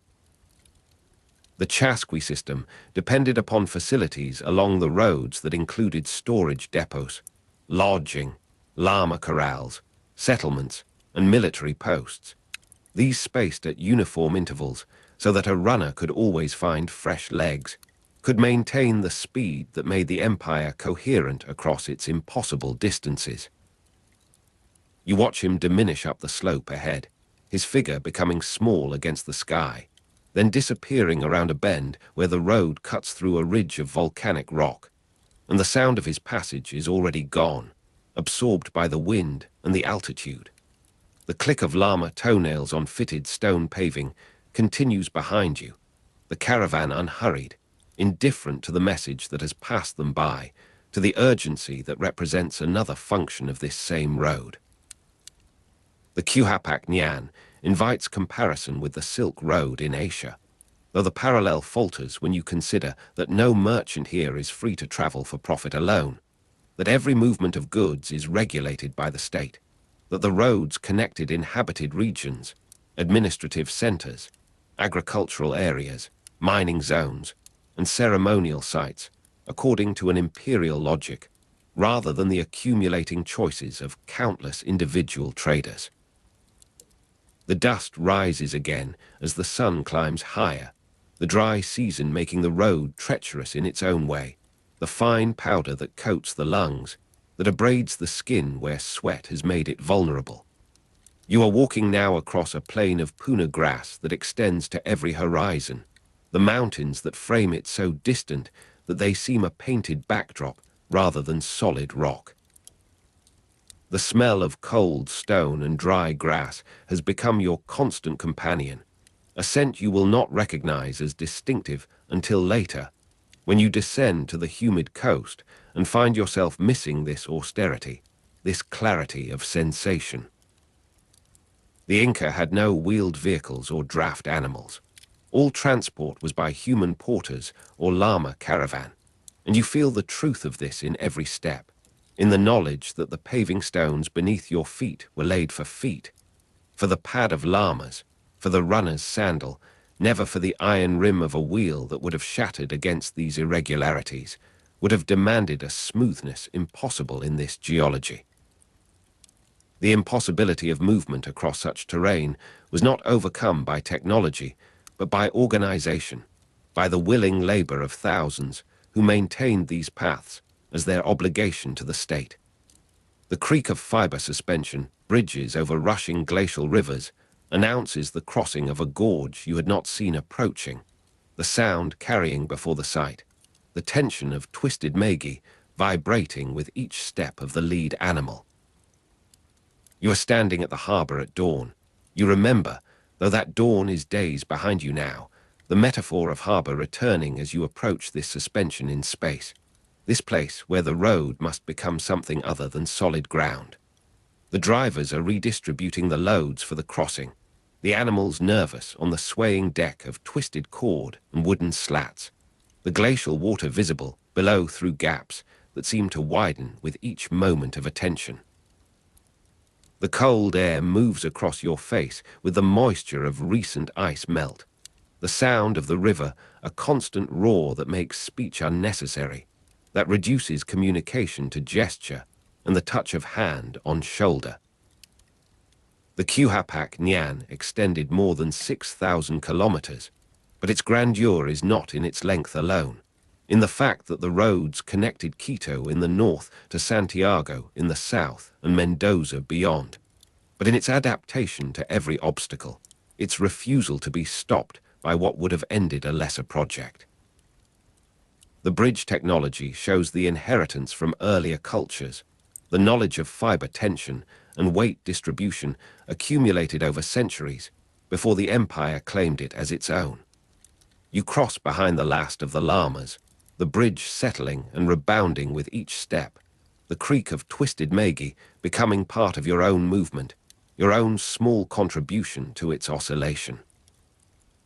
Night falling at a tambo, the fire of dried llama dung the only warmth at 4,000 meters, finds you huddled in a structure of stone that offers more shelter from the wind than from the cold itself. The facilities along the roads included storage depots, lodging, llama corrals, settlements, and military posts. These spaced at uniform intervals from one another, and you have reached one such interval as the light fails, as the temperature drops with the suddenness that comes at altitude. The fire smokes more than it flames, the dung burning with a low intensity that must be nursed through the night, that offers heat only to those who sit directly in its path. You are lying upon a surface of packed earth within the tambo walls, the stone conducting the chill of altitude into your body with an efficiency that demands insulation, that rewards the prepared sleeper with gradual adaptation. The sound of stone on stone carries from no visible source, perhaps the continuing settlement of the building's fabric, perhaps the distant movement of animals in the corral, or simply the imagination's response to an environment defined by its material, by the mass of the mountains that surround you. The click of llama toenails on fitted stone paving is absent here, replaced by the breathing of animals and men in the darkness, the small sounds of bodies seeking comfort in inadequate warmth. You feel imperial control in the very regularity of your shelter, in the knowledge that this tambo exists because an imperial surveyor determined the interval, because labor was mobilized to build it, because the goods stored in its depot are the property of the state to be distributed according to need and command. Tomorrow you will see the evidence of this distribution in the fresh loads that replace what has been consumed, the system replenishing itself as it moves, the road a living circulation rather than a static structure. You wake to frost on the interior walls, to the sound of the caravan preparing for departure in the darkness before true dawn. The Quipu-Keepers, the Quipu-Keepers, the name repeats in your thoughts as you roll your sleeping cloth, as you accept the offer of chicha fermented from maize, the alcohol a small defense against the morning's cold. The comparison with the Silk Road seems less important now than the immediate reality of your feet on these stones, your lungs in this air. The road climbing from valley floor to Puna continues above the tambo, the switchbacks visible against the lightening sky as a serpentine trace that seems to climb toward the stars themselves. The second north-south connection ran along the coast and is now part of the Panamericana, but that is a journey for another season, another life perhaps, the coastal fog and the invisible Pacific a world away from this high clarity. You are walking again, the altitude headache and shortness of breath above 3,500 meters returning with the first exertion, then gradually diminishing as your body remembers its accommodation, as the days at altitude accumulate into something like adaptation. Dust rises in the dry season, the fine powder that is the road's constant exhalation, the product of countless hooves and feet and the erosion that no maintenance can entirely prevent. You are walking the principal artery of the most advanced and extensive transport system of pre-Columbian South America, the road that made the empire possible, that made it thinkable as a single entity rather than a collection of valleys separated by vertical wilderness. You pass sections where the older work is visible, where the road abandons the imperial straightness for the contour-following wisdom of earlier engineers, where the paving stones give way to packed earth and gravel, to surfaces that require less labor, less extraction from communities already pressed by altitude and scarcity.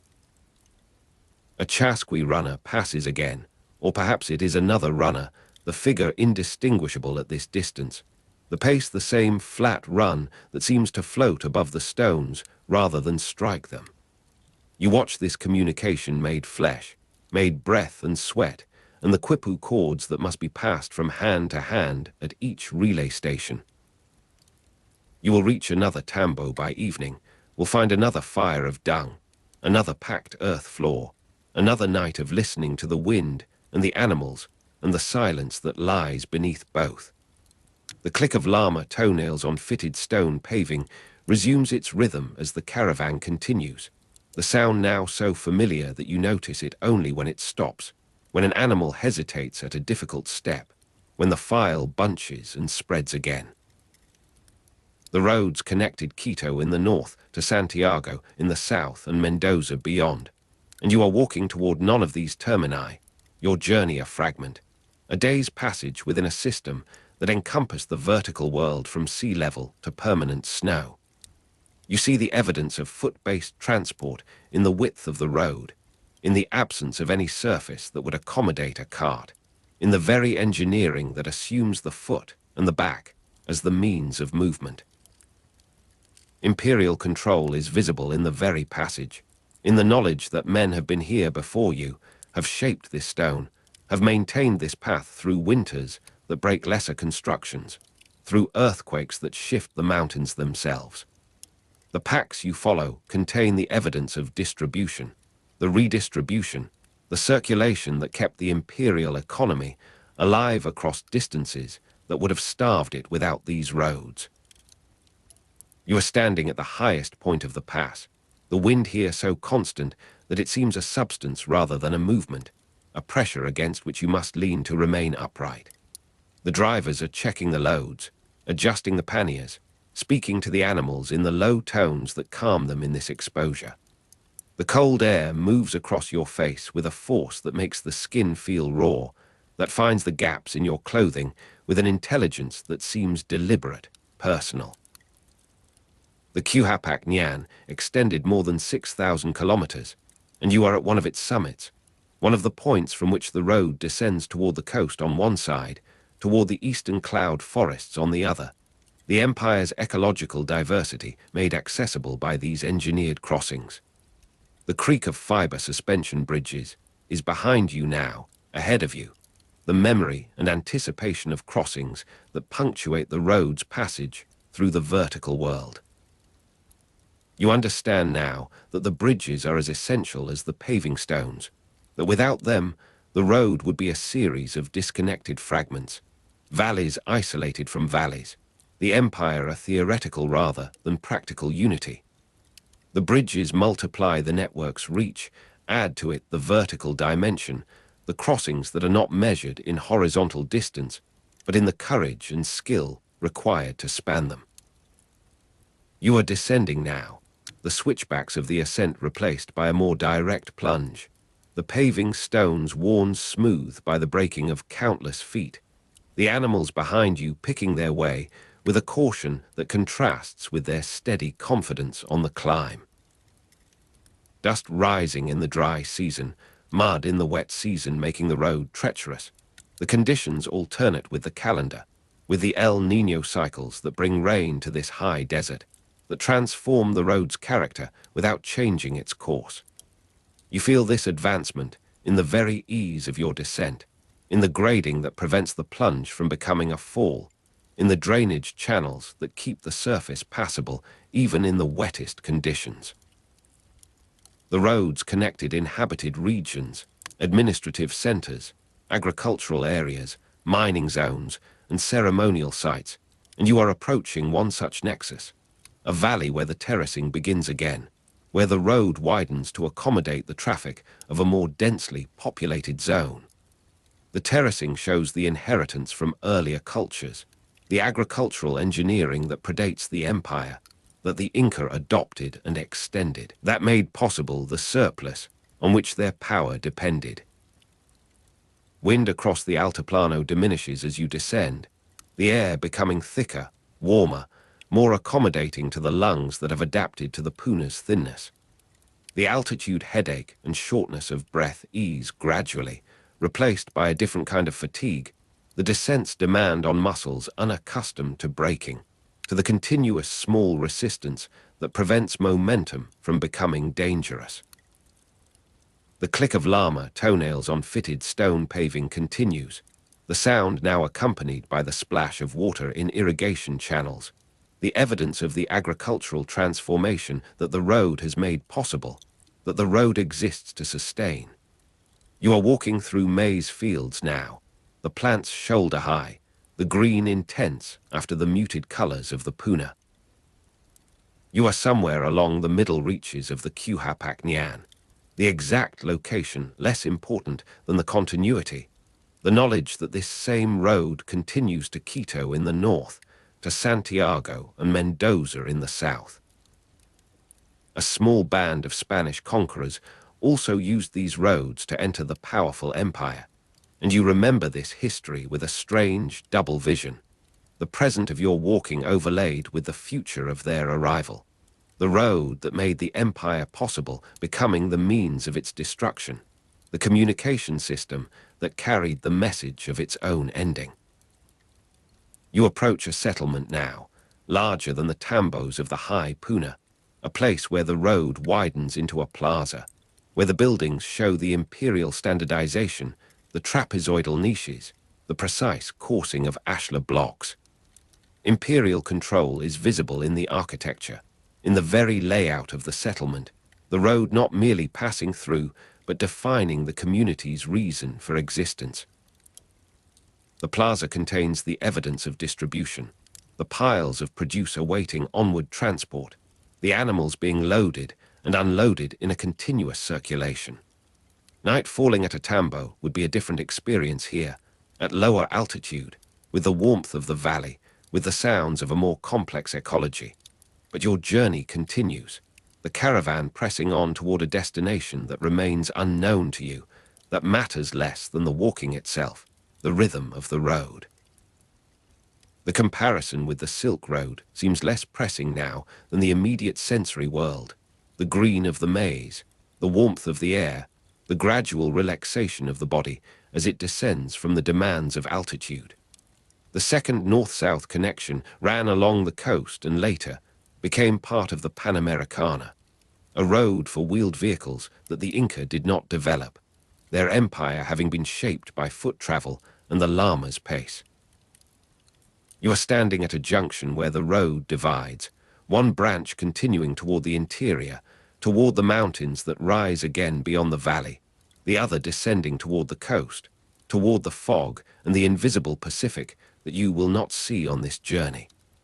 Around you, the drivers are consulting, determining which branch to follow, the animals standing with the patience that is their defining quality. The cold air moves across your face, though it is not cold here, the phrase returning from the puna as a memory, as the body recalls what the immediate environment has made unnecessary. The junction shows the logic of foot-based transport, the width appropriate to the file of animals, to the passage of men in single file or small groups, the engineering that assumes the back as the unit of cargo, the distance a man or llama can cover in a day as the measure of the road's spacing. The Quipu-Keepers continues, the road continues, the empire's circulation made visible in this moment of decision, this pause before the next stretch of paved stone and measured effort, the next tambo and the next dawn and the next horizon that will reveal itself only gradually, only to the walker who accepts the pace that the road demands, the altitude that the road negotiates, the distance that the road makes thinkable, possible, present. You are lying in the darkness of a tambo, somewhere between Nazca and Tums on the coastal road, and the first thing you notice is the absence of sound. The fire has collapsed into embers that glow with the faintest possible orange, just enough to suggest where the walls might be, where the doorway faces east toward the Pacific. Around you, other runners sleep on woven mats, their breathing slow and regular, the rhythm of men who have learned to rest completely in the hours given to them. The dry, bitter taste of coca leaves still numbs your cheek from the evening before, that slight sharpening of awareness that persists even in dreams, even in the threshold between waking and sleep. The absolute darkness of the tambo at night holds no light but stars through the thatch, and the fires, embers breathing their last warmth into the cold air of the coastal morning. You wake before dawn because your body has learned this hour, the precise moment when the sky begins its slow shift from black to the deep blue that precedes color. A Chasqui does not need the sun to rise. A Chasqui rises first. You sit up on your mat, your sandals of woven fiber already beside you, thin enough that you will feel every variation in the road surface beneath your feet, every stone, every packed depression where countless feet have passed before. The Pututu hangs at your side, the conch-shell trumpet that announces your approach to the next station, that deep hollow sound carrying farther than any human voice could travel across these distances. Your kipi, the backpack or bag that holds your provisions, sits against the wall where you placed it. But first, before anything else, you reach for your quipu. The quipu is a bundle of cords, knotted in patterns that hold information, that store what cannot be spoken aloud in the passing between runners. You check it by firelight, though the embers barely give enough glow to distinguish the colors of the threads, the thickness of the knots, the precise spacing that encodes numbers, names, instructions from the Sapa in car who is served directly by this network you inhabit. Your fingers move along the cords with the familiarity of long practice, reading what another Chasqui has carried to you, what you will carry forward. Chasqui or Chasqui in Quechua means messenger, and this meaning lives in your hands now, in the careful verification that precedes every run. The dry, bitter taste of coca leaves returns as you reach for your pouch, adding another layer to the numbness, another degree of sharpness to your attention. You will need this clarity in the hours ahead. Outside, the sky has begun its slow brightening, the coastal atmosphere thick with moisture that clings to your skin. You stand at the doorway of the tambo, and already you can feel the day beginning to warm, though the wind from the Pacific still carries the memory of cold. The meeting points where runners wait to relieve each other are generally spaced 15 to 25 kilometers apart on this coastal route, and you know the distance to your next station with the intimacy of repeated measurement, of feet that have counted every stride of the way. Your lungs fill with air that tastes of salt and dust, and you begin to move. The road stretches before you, a line packed hard by centuries of passage, and your sandals of woven fiber meet it with the soft percussion of plant material against earth. You have replaced these sandals frequently, as all Chasqui do, maintaining that thinness that connects you to the surface you traverse, that prevents the deadening that comes from too much protection. The dry, bitter taste of coca leaves moves across your tongue as you settle into your pace, that steady rhythm that covers ground without exhausting what must be preserved for the full distance. Sweat begins to form, then cools instantly in the morning air, though here on the coast the temperature is mild, the breeze still carrying something of the mountains it has crossed to reach you. The deep hollow sound of the Pututu waits at your side, unnecessary now, in the solitary stretch between stations. The landscape moves past you with the gradualness of coastal terrain, the Nazca Plain to your south remembered from previous runs, the geoglyphs invisible at this hour, this pace, this purpose. You are not a tourist of your own empire. You are its nervous system, its electrical impulse made flesh.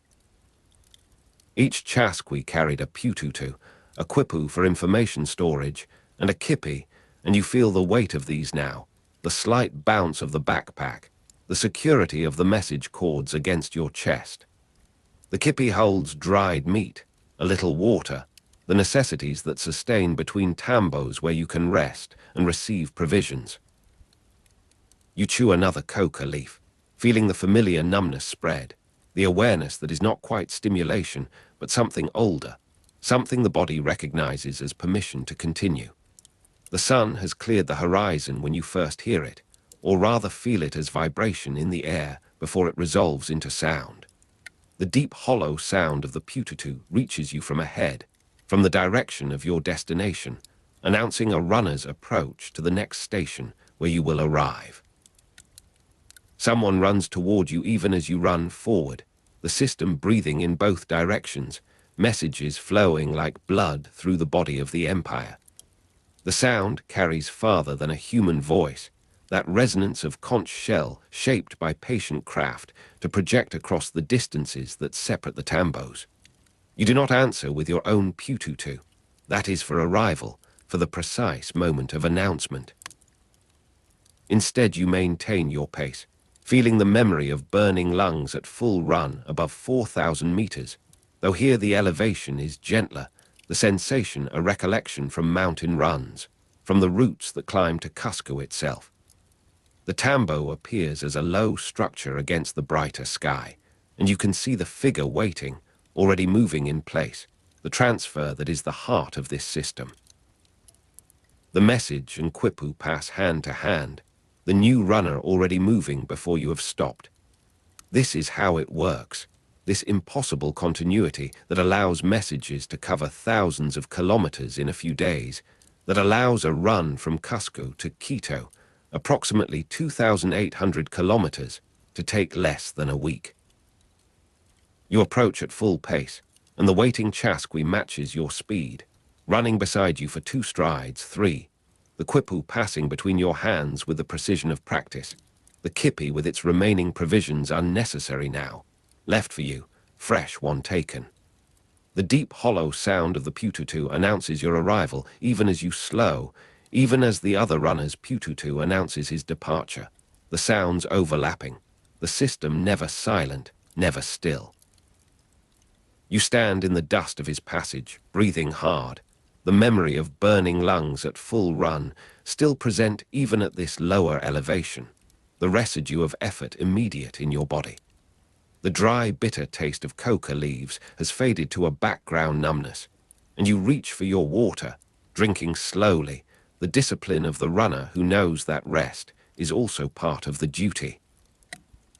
The tambo offers shade, offers food, offers the absolute darkness of a tambo at night when you will sleep again and another runner will wake. Around you, the coastal plain extends toward Tums in one direction, toward Nazca in the other, and you have covered your section, your 15 to 25 kilometers, your portion of the whole. But the system you serve extends far beyond this coastal road. Chasqui also supplied the Sapa Inca in Cusco, 600 kilometers from the coast and 3,400 meters high in the Andes, with fresh fish from the coast, and you have carried such fish yourself, wrapped in leaves, still cool from the Pacific, the weight of it different from the Quipu, the urgency different, the preservation of freshness demanding speeds that seem impossible when measured against the distance. Fish wrapped in leaves, still cool from the Pacific, arriving in Cusco after days of relay, the taste of the sea carried to the mountains, the ruler eating what the ocean offered while surrounded by peaks that never saw water except as rain, as snow, as the rivers that descended to meet the sea you have left behind. You rest through the heat of the day, the coastal sun pressing against the tambo's walls, and in the evening you wake to the sound of another pututu, another arrival, another transfer. The message and Quipu pass hand to hand, the new runner already moving before the first has stopped. This time you are the one waiting, the one who receives, who checks the Quipu by firelight, who verifies the knots, the colors, the information encoded in cord. You run through the night because the system demands it, because messages do not sleep, because the Sapa Inca, who is served directly by the Chasqui, expects continuity that ignores the cycle of light and dark. Your sandals of woven fiber meet the road with the same soft percussion, though you feel more in darkness, every variation in surface translating through the thin soles into the architecture of your stride. The deep hollow sound of the pututu announces your approach to the next station, and you hear the answer, the preparation, the runner waiting to receive what you carry. The burning of lungs at full run above 4,000 meters is not present here, but something else is, the fatigue of running without the sun's warmth, the body's confusion at this inversion of its expected rhythm. The tambo emerges from darkness as a shape of lesser darkness, and you complete your transfer, the message and quipu passing hand to hand, the new runner already moving before you have stopped. You rest, you receive provisions, you sleep in the absolute darkness of a tambo at night. No light but stars and the fire's embers, and you dream of running, of the road extending forever in both directions, of the empire as a body and yourself as impulse, as spark, as the smallest unit of its will to communicate. The dry, bitter taste of coca leaves persists even in sleep, that numbness that has become indistinguishable from your own awareness, your own presence in this system that outpaces every army, that outpaces time itself in its compression of distance. You wake to a different urgency, a different quality in the air of the tambo. Other runners move with the haste that the system normally forbids, the waste that normally costs efficiency, and you learn from fragments, from the tone of voices, from the knots of a quipu prepared with unusual speed. A message of the Sapa Inca's death passes from runner to runner, outpacing any physical army, and you understand that you are part of something larger than the routine you have known, that the death of the ruler who is served directly by the Chasqui creates a network of notification that must cover the entire Inca Empire before disorder can begin, before the question of succession can become conflict. You receive the quipu in the half-light of a coastal dawn, the knots encoding what no runner speaks aloud, what each Chasqui reads in silence, in the privacy of the transfer. The dry, bitter taste of coca leaves fills your mouth as you prepare, more than usual, the dose that meets extraordinary demand. Your lungs fill with air that tastes of salt and urgency, and you begin to move faster than your normal pace, faster than the sustainable rhythm, trusting to the coca, to the training, to the body that has learned to exceed its apparent limits when the need is sufficient. The sandals of woven fiber feel the road with the same fidelity, but now the road feels different, charged with the weight of what you carry, the news that will change everything it reaches. Sweat forms and cools in the coastal breeze, the wind that has blown across these routes since before the empire, since before the Chasqui, since before human feet first compressed this earth into a road. The tambo appears, and the transfer happens with the efficiency of crisis, the message and quipu passing hand to hand, the new runner already moving before you have stopped.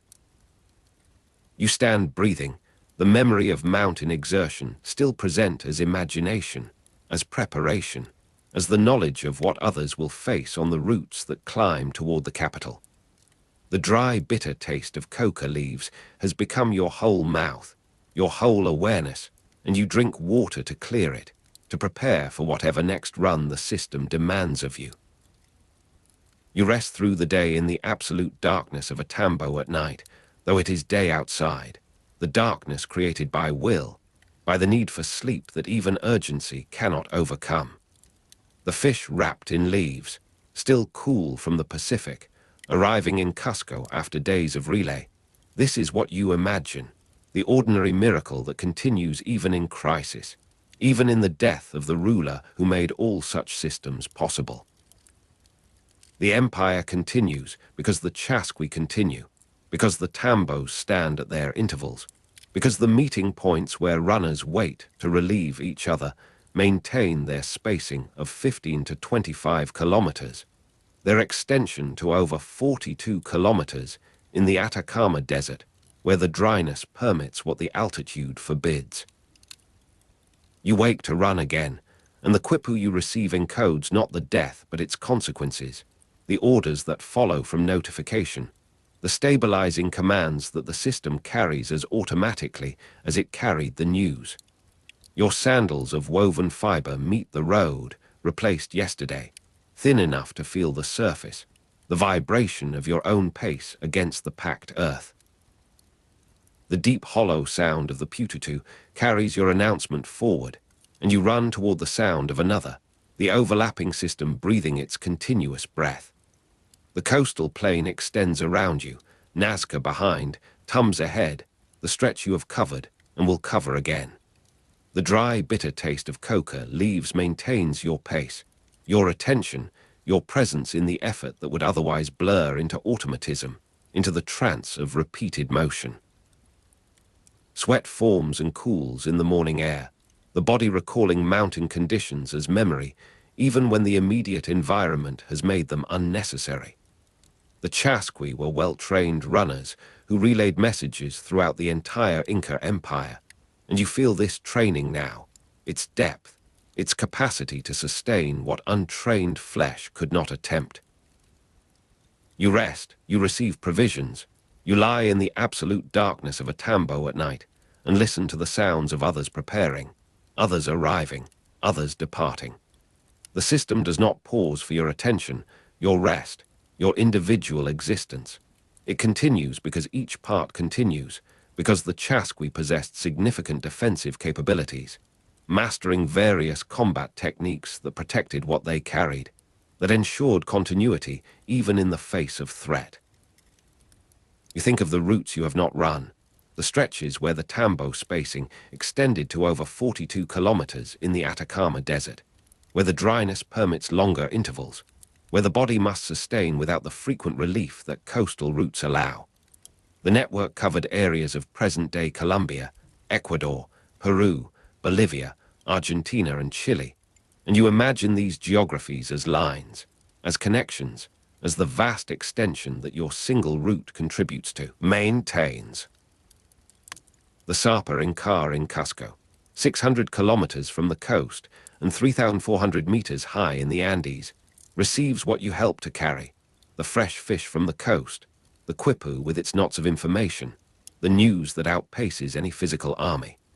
The deep, hollow sound of the Pututu will announce you in those heights, will carry across valleys that human voice cannot bridge, will reach ears trained as yours are trained, bodies prepared as yours are prepared. The dry, bitter taste of coca leaves will numb your cheek and sharpen your awareness in that thin air, that altitude where the body struggles to maintain what the will demands. You wake to another run, another transfer, another stretch of the road that has become more familiar than any dwelling, any place of permanent habitation. Your kipi holds fresh provisions, the dried meat, the water, the coca leaves that sustain what the body alone could not. The Pututu hangs at your side, waiting for the moment of announcement, the deep hollow sound that carries farther than a human voice. The road stretches before you, and you run into the morning that is both particular and eternal, this morning on this stretch between Nazca and Tums, and every morning on every stretch of the empire's extension. The sandals of woven fiber meet the surface with the same soft percussion, the same fidelity of contact that informs your stride, your balance, your knowledge of the road's condition.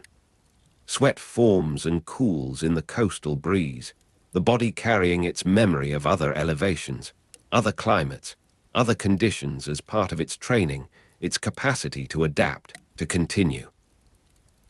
The tambo appears and the transfer happens, and you continue, or you stop, or you rest in the absolute darkness of a tambo at night, the cycle repeating with the variation that is the system's nature, the same and not the same, continuous and yet composed of discrete moments, of individual runners, of single stretches covered, and then covered again. The message of the Sapa Inca's death has passed through now, has moved faster than any physical army could move, has reached the ears that needed to receive it, and the system continues with other messages, other quipus, other contents encoded in knot and cord. You lie in darkness, the fire's embers breathing their last warmth, and you feel the empire as a presence around you, the vastness that your running makes coherent, that your body makes possible. The dry, bitter taste persists, becomes indistinguishable from the taste of effort, of distance, of the road itself that seems to enter the body through the feet, through the lungs, through the constant motion that defines what a Chasqui is. In the Atacama Desert, Tambo spacing extended to over 42 kilometers, and you imagine these longer stretches, the solitude that must sustain where no immediate relief waits, where the runner must carry the full weight of distance without the promise of imminent transfer. You sleep, and the absolute darkness of a tambo at night holds you. No light, but stars through the thatch, and the fire's embers that will be renewed by another hand, another runner, another moment in the continuous maintenance of this space of rest, this point of transfer. The deep hollow sound of the pututu reaches you in dream or in waking, the boundary blurred by fatigue, by the coca's lingering effect, by the body's need to process what the day has demanded. You cannot distinguish whether the sound is real or imagined, whether another runner approaches, or whether your mind rehearses what it knows, what it expects, what it has become through repetition and commitment. You wake to run again, and the cycle continues, the system breathing its continuous breath, the Empire's nervous system firing its electrical impulses through the flesh of runners who do not pause, who do not question, who maintain the continuity that is their purpose, their definition, their place in the order of things. The dry, bitter taste of coca leaves, the numbness, the sharpening, the sandals of woven fiber, the burning of lungs at full run above 4,000 meters, the absolute darkness of a tambo at night. All these sensory anchors hold you in the present moment, in the immediate stretch of road, in the transfer that is coming or that has just passed, the message and quipu passing hand to hand, the new runner already moving before the first has stopped. The deep hollow sound of the pututu carries across the distance, and you answer, or you prepare to answer, or you lie in the darkness between runs, listening to the system function around you, through you, with you as one of its essential components, one of its countless cells that together make the body of communication, the body of empire, the body that outpaces every army, that outpaces time in its compression of space, that makes the vast coherent, that makes the distant immediate, that makes the impossible merely what the Chasqui do, what you do, what continues as long as the tambos stand, as long as the runners run, as long as the quipu holds its knots, as long as the pututu sounds its hollow call across the distances that would otherwise separate, that would otherwise silence, that would otherwise make of this vast geography a collection of isolated points, rather than the continuous presence that your running creates, that your body maintains, that you're the dry crackle of alpaca and llama fiber being twisted into cord drifts through the high windows of the Quipu house in Cusco, where you stand now in the morning light. Around you, the Quipu-Keepers are already at their workbenches, their fingers moving over colored cords as they read the census that arrived yesterday from the province of Huarokairi. The slight roughness of dyed hair against the fingertips greets each clerk as he begins his examination, each color with its distinct texture speaking its own silent language to those trained since youth in this art. You are standing at the center of this administration, this empire of knots, where the word quipu or kipu in Quechua means simply knot, yet contains within that single syllable the entire apparatus of imperial governance. The quipu was a knotted string recording system used in the Inca Empire, and kippers are known from the 7th century CE onward, long before the imperial expansion that would make them famous. You watch now as a senior Quipu-Keepers lifts a complex cord from its storage position, his hands moving with the reverence of a priest and the precision of a mathematician. The weight of a complex quipu, surprisingly heavy with accumulated knots, settles into his palms as he begins his reading. Each cluster of knots represents a household, a tribute obligation, a stock of dried meat or woven cloth or worked metal. The particular sound of cord against cord when a quipu is shaken gently to settle the knots fills the quiet room, a soft percussion that accompanies the daily business of empire. Sunlight falls in pale rectangles across the earthen floor, catching the 14 different colors that hang from the wall pegs. You move closer to observe the preparation of new quipu, the selecting of fibers, the dyeing them with natural colors, the testing of knot tension that occupies the junior apprentices in the corner. A young man, perhaps 16, holds a length of vicuña hair between his fingers, examining its fineness against the light from the window. The animal hairs were dyed in 14 different colors, and each dye batch carries its own subtle variation, its own fingerprint of altitude and season, and the particular hands that prepared the vat. The smell of animal fiber stored in dry conditions, faintly oily after years, mingles with the sharper scent of fresh dyes made from cochineal insects, from indigo-bearing plants, from minerals ground to powder on stone. You are standing beside the dye master now, watching him test a newly colored cord against his sample card. The quipu could represent multi-digit numbers in the decimal system, and the color of each cord indicates the category of what it counts. Red for warriors, yellow for grain, green for pastures, and so on through the taxonomic system that lives in the memory of these specialists.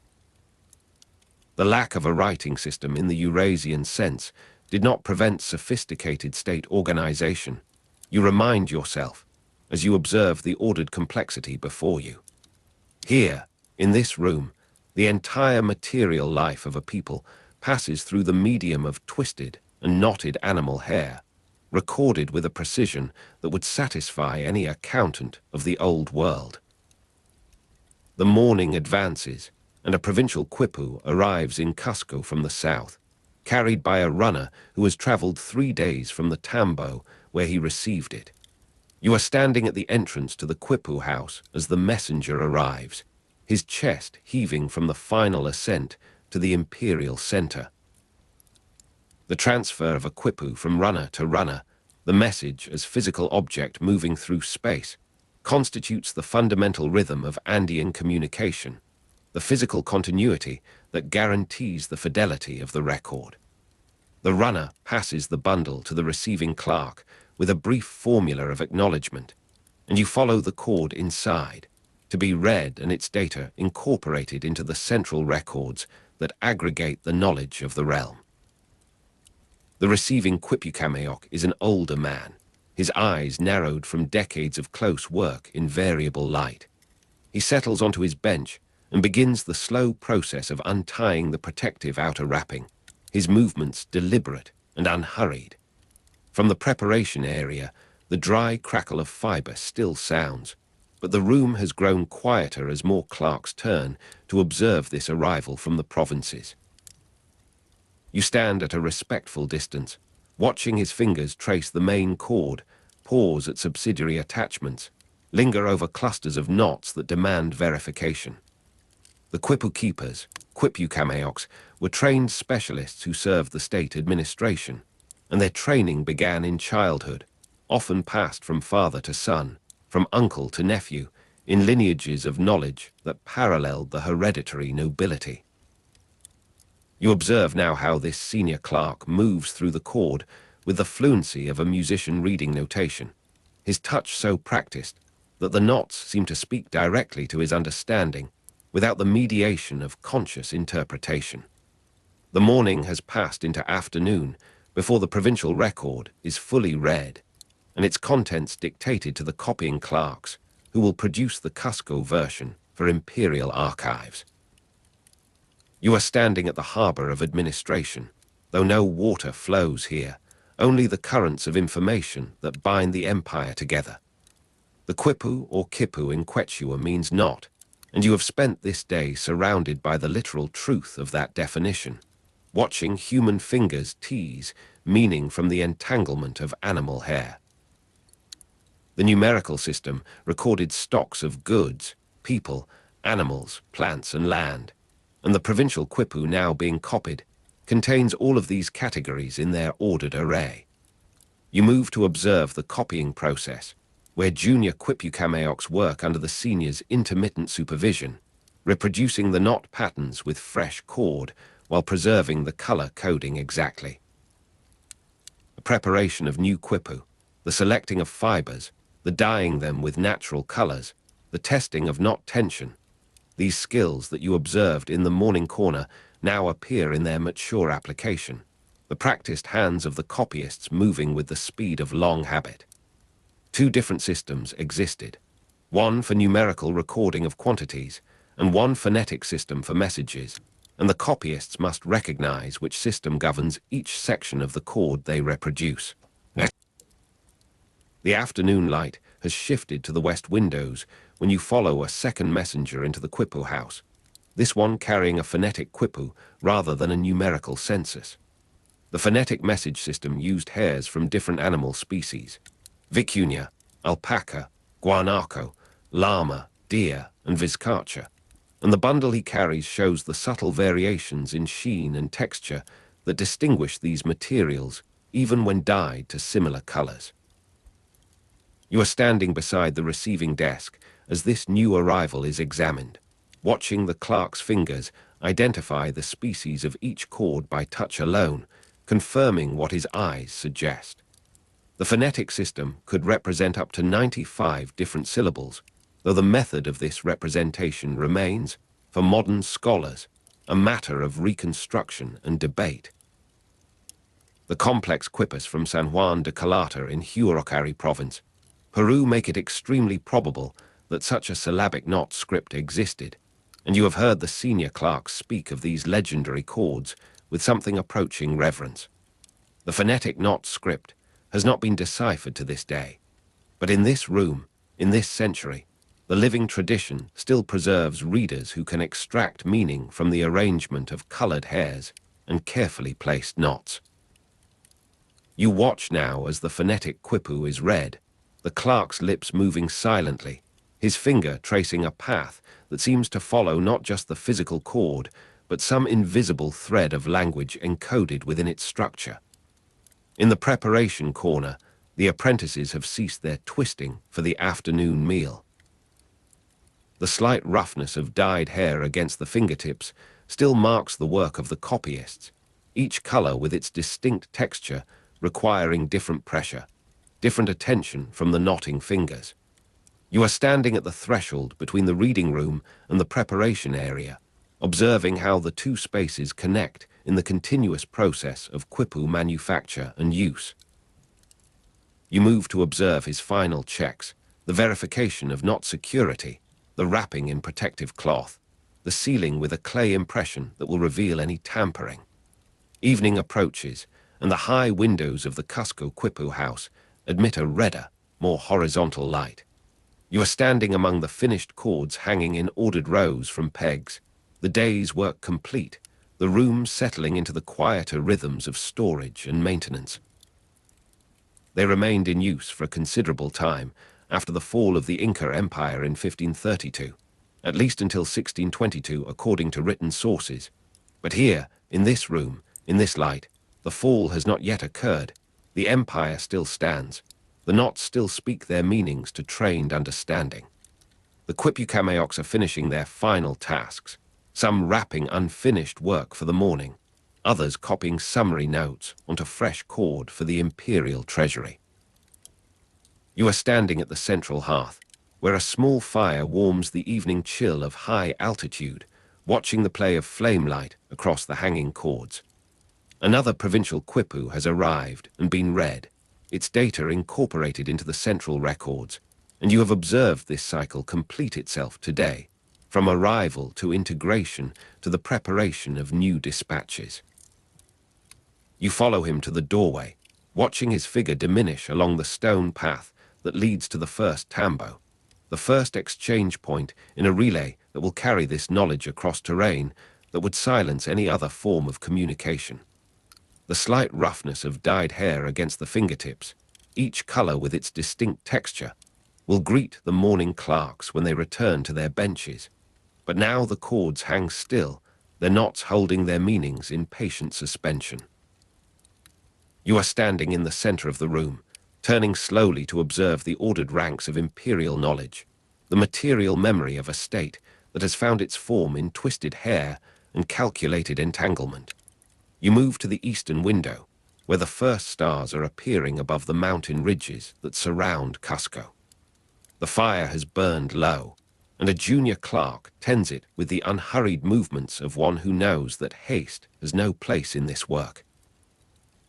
You are standing in the warmth of its diminished glow, watching the last Quipu-Keepers complete his evening inventory, comparing the hanging cords against his mental register of what should be present, what should be in transit, what should be archived in the deeper storage rooms below. You are standing at the center of this stillness, this pause in the continuous circulation that you have observed, feeling the weight of accumulated information in the silence that now surrounds you. Evening in the Quipu house, finished cords hanging in ordered rows from pegs, and you remain among them, the last observer, the witness who does not depart with the clerks, but stays to absorb the quality of this space when human movement has ceased. You are standing in the darkness that has filled the room, the stars now bright enough through the windows to cast faint shadows of the hanging Quippers against the far wall.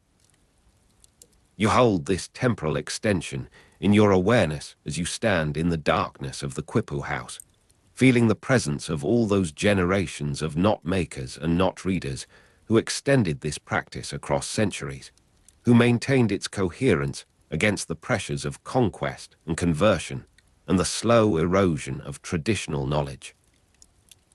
The rhythm of arrival and incorporation, of reading and dispatch, will continue, you know, as long as the tambos stand, as long as the runners run, as long as the Quipu holds its knots, as long as the cords retain their colors, their textures, their capacity to speak across the distances that would otherwise separate, that would otherwise silence, that would otherwise make of this vast geography a collection of isolated points rather than the continuous presence that the Quipu creates, that the Quipu-Keepers maintains, that the knot, the simple knot, the Quipu or Kipu in Quechua that means merely knot, makes possible through the transformation of animal hair into meaning, of twisted fiber into the persistence of human intention across space and through time, the particular sound of cord against cord when a Quipu is shaken gently to settle the knots, now the only sound in the darkness, the only movement, the only remaining trace of the day's continuous business of empire, of memory, of the knot that holds. Dawn arrives slowly above the Urubamba Valley, where the frost still clings to the lower terraces in thin white sheets. You are standing on a narrow agricultural step carved from the mountainside, the stone wall behind you holding back centuries of accumulated soil. The cold air moves across your face, carrying the smell of turned earth, thin and mineral at this high altitude, where the atmosphere presses lightly against the skin and every breath draws shallow. Around you, the terraces descend in geometric precision toward the river far below, each level a different world of temperature and moisture, each level awaiting its particular crop. The frost crunches underfoot as you shift your weight, the sound brittle and brief, swallowed immediately by the vast silence of the valley. The mita, or meter in Quechua, means work shift, working time, also season. In southern Quechua, the word sounds as mita, and this word governs the morning that is beginning now. The mita was a system of tribute through labor during the Inca period, a public compulsory service that probably predated the Inca themselves, though the Inca refined it into an instrument of imperial scale. You watch as a mita work party arrives from a subject province, their sandals worn thin from mountain trails, their shoulders bent under woven packs containing their own tools and food for the first days of service. The miteak, meaning those who have the shift, move in loose formation along the terrace path, their faces showing the resignation of those who understand that this labor is not chosen, but owed. Around you, the merchants are unloading their cargoes of obligation, though no coin changes hands in this economy of reciprocal extraction. The sun clears the eastern ridge, and the frost begins to retreat into shadowed corners, leaving the stone surfaces dark with melt. The smell of turned earth intensifies as the warmth releases vapors from the soil. You are standing at the edge of your assigned terrace, the ache of backs bent to planting in thin cold air already beginning somewhere in the collective body of the work party.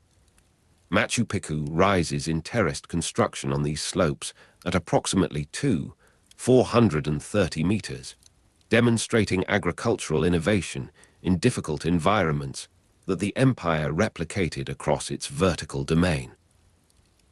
Terrace farming allowed cultivation on steep slopes and at varying altitudes, and you feel this principle in the step beneath your feet, the engineered angle that prevents erosion while holding moisture, the stone facing that absorbs solar heat through the day and releases it through the night to protect tender growth. Women and men are planting potatoes at different altitudes, each variety matched to its optimal zone, and you join a line of Miteak working the middle terrace where the frost-resistant papas kyrias belong. The seed potatoes have been selected and stored since the previous harvest, each eye a potential plant, each piece cut to include sufficient starch for initial growth. Your fingers press into soil still cold from the night, the texture granular and alive with the microscopic processes of decomposition that the Inca understood through observation rather than microscopy. The Miteak work without the urgency of private ownership, for they will not consume the full harvest of their labor. This antiquity shows in the rhythm of the work, the unhurried movements that conserve energy across long days, the songs that coordinate planting without commanding speed. The llama caravan arrives with guano from the coast, fertilizer for the high fields, and you pause in your planting to watch the animals descend the trail in their patient, swaying gait. The guano dust, sharp with ammonia, catches in the throat during spreading, a coastal sharpness carried to these interior heights to restore what the crops remove. The llama's wool is matted with the substance they transport, their nostrils flared against the irritation, their hooves finding purchase on stones that would turn an unaccustomed ankle. The transport of guano represents one of the Mita's many extensions, the labor of coastal peoples in harvesting the droppings of seabirds becoming continuous with the labor of highland peoples in applying it to depleted soils. You feel the ache of backs bent to planting in thin cold air as you resume your position in the line, the guano sacks waiting for the afternoon's distribution. The sun reaches its apex, the shadows withdrawing to the bases of walls, and the temperature rises enough to permit the removal of outer garments. The smell of turned earth mixes now with the sharper note of human exertion, the salt of sweat emerging despite the cold. The Inca used Mita for large projects such as road construction and military service, but here the scale is intimate, the body against the soil, the hand against the seed. You are standing among the Miteak as they break for the midday meal, the food they carried from their home province diminishing with each day of service. The Miteak received no wages. They were merely fed by the state, and this provision, inadequate and often delayed, defines the economic logic of the system. Around you, the merchants are unloading their cargoes of boiled maize and dried meat, the state stores open to sustain labor that produces no immediate return to the laborer. The afternoon brings the guano spreading, and you work with a woven scoop to distribute the coastal fertilizer across the prepared rows. The guano dust forces you to turn your face away from the wind, to breathe through the fabric of your licla. The Spanish later continued the Mita in intensified form in the Viceroyalty of Peru, but here in the Inca morning, the exploitation has not yet reached its colonial extremity. The Mita is distinct from Mitma, the resettlement of populations to secure Inca rule and prevent resistance. And you are not Mitmac, not a resettler displaced from your homeland to break the cohesion of potential rebellion. You are Miteak, temporarily displaced, temporarily subjected, temporarily present on these terraces above the Urubamba Valley where the frost just lifted from the lower steppes at dawn. The sun descends toward the western peaks, and the temperature drops with the perceptible suddenness of high altitude. You are standing at the edge of your terrace, surveying the day's work, the planted rows dark against the lighter prepared soil, the guano distributed in uneven patches where the wind interfered with your spreading. The ache of backs bent to planting in thin cold air has settled into a persistent low register, a fatigue that will deepen through the evening and find partial restoration in sleep. The Miteak gather their tools, the wooden foot plows called chaquitakla, the digging sticks, the woven bags now empty of seed. The day that is ending represents one unit in the larger accounting of labor that the Quipu-Keepers will record, the knots that will signify your presence here, your contribution to the imperial stores. The evening return to the tambo follows the terrace paths downward, the Miteak moving as a loose body toward the shelter that will house them for the nights of their service. The tambo stands at the valley's edge, a way station built by previous Mita labor for current Mita labor, the architecture of obligation perpetuating itself through time. You are standing at the entrance as the light fails, the warmth of communal cooking fires after a day of labor already perceptible, the smoke rising in vertical columns that the still evening air does not disturb. The Miteak enter in sequence, each finding a position near the fire according to the unspoken hierarchies of age and provincial origin. The smell of turned earth lingers on your hands, in the folds of your clothing, an occupational scent that the smoke will not fully mask. The state-provided rations are distributed, a maize stew with fragments of dried meat, the portions calculated according to the labor performed and the status of the worker. The warmth of communal cooking fires after a day of labor draws the Miteak into a temporary proximity, the exhaustion and temporary community of those who share an involuntary fate. You are sitting among them, the bowl warm against your palms, the food simple and sufficient for the immediate need without satisfying the deeper hunger for autonomy. This evening scene repeats across the empire wherever the Miteak gather, wherever the state extracts labor through the mechanism of reciprocal obligation that serves the powerful while claiming to serve all. The taste of chicha, fermented maize, bitter and filling, reaches you as the distribution continues, the liquid still slightly warm from the fermentation vessels.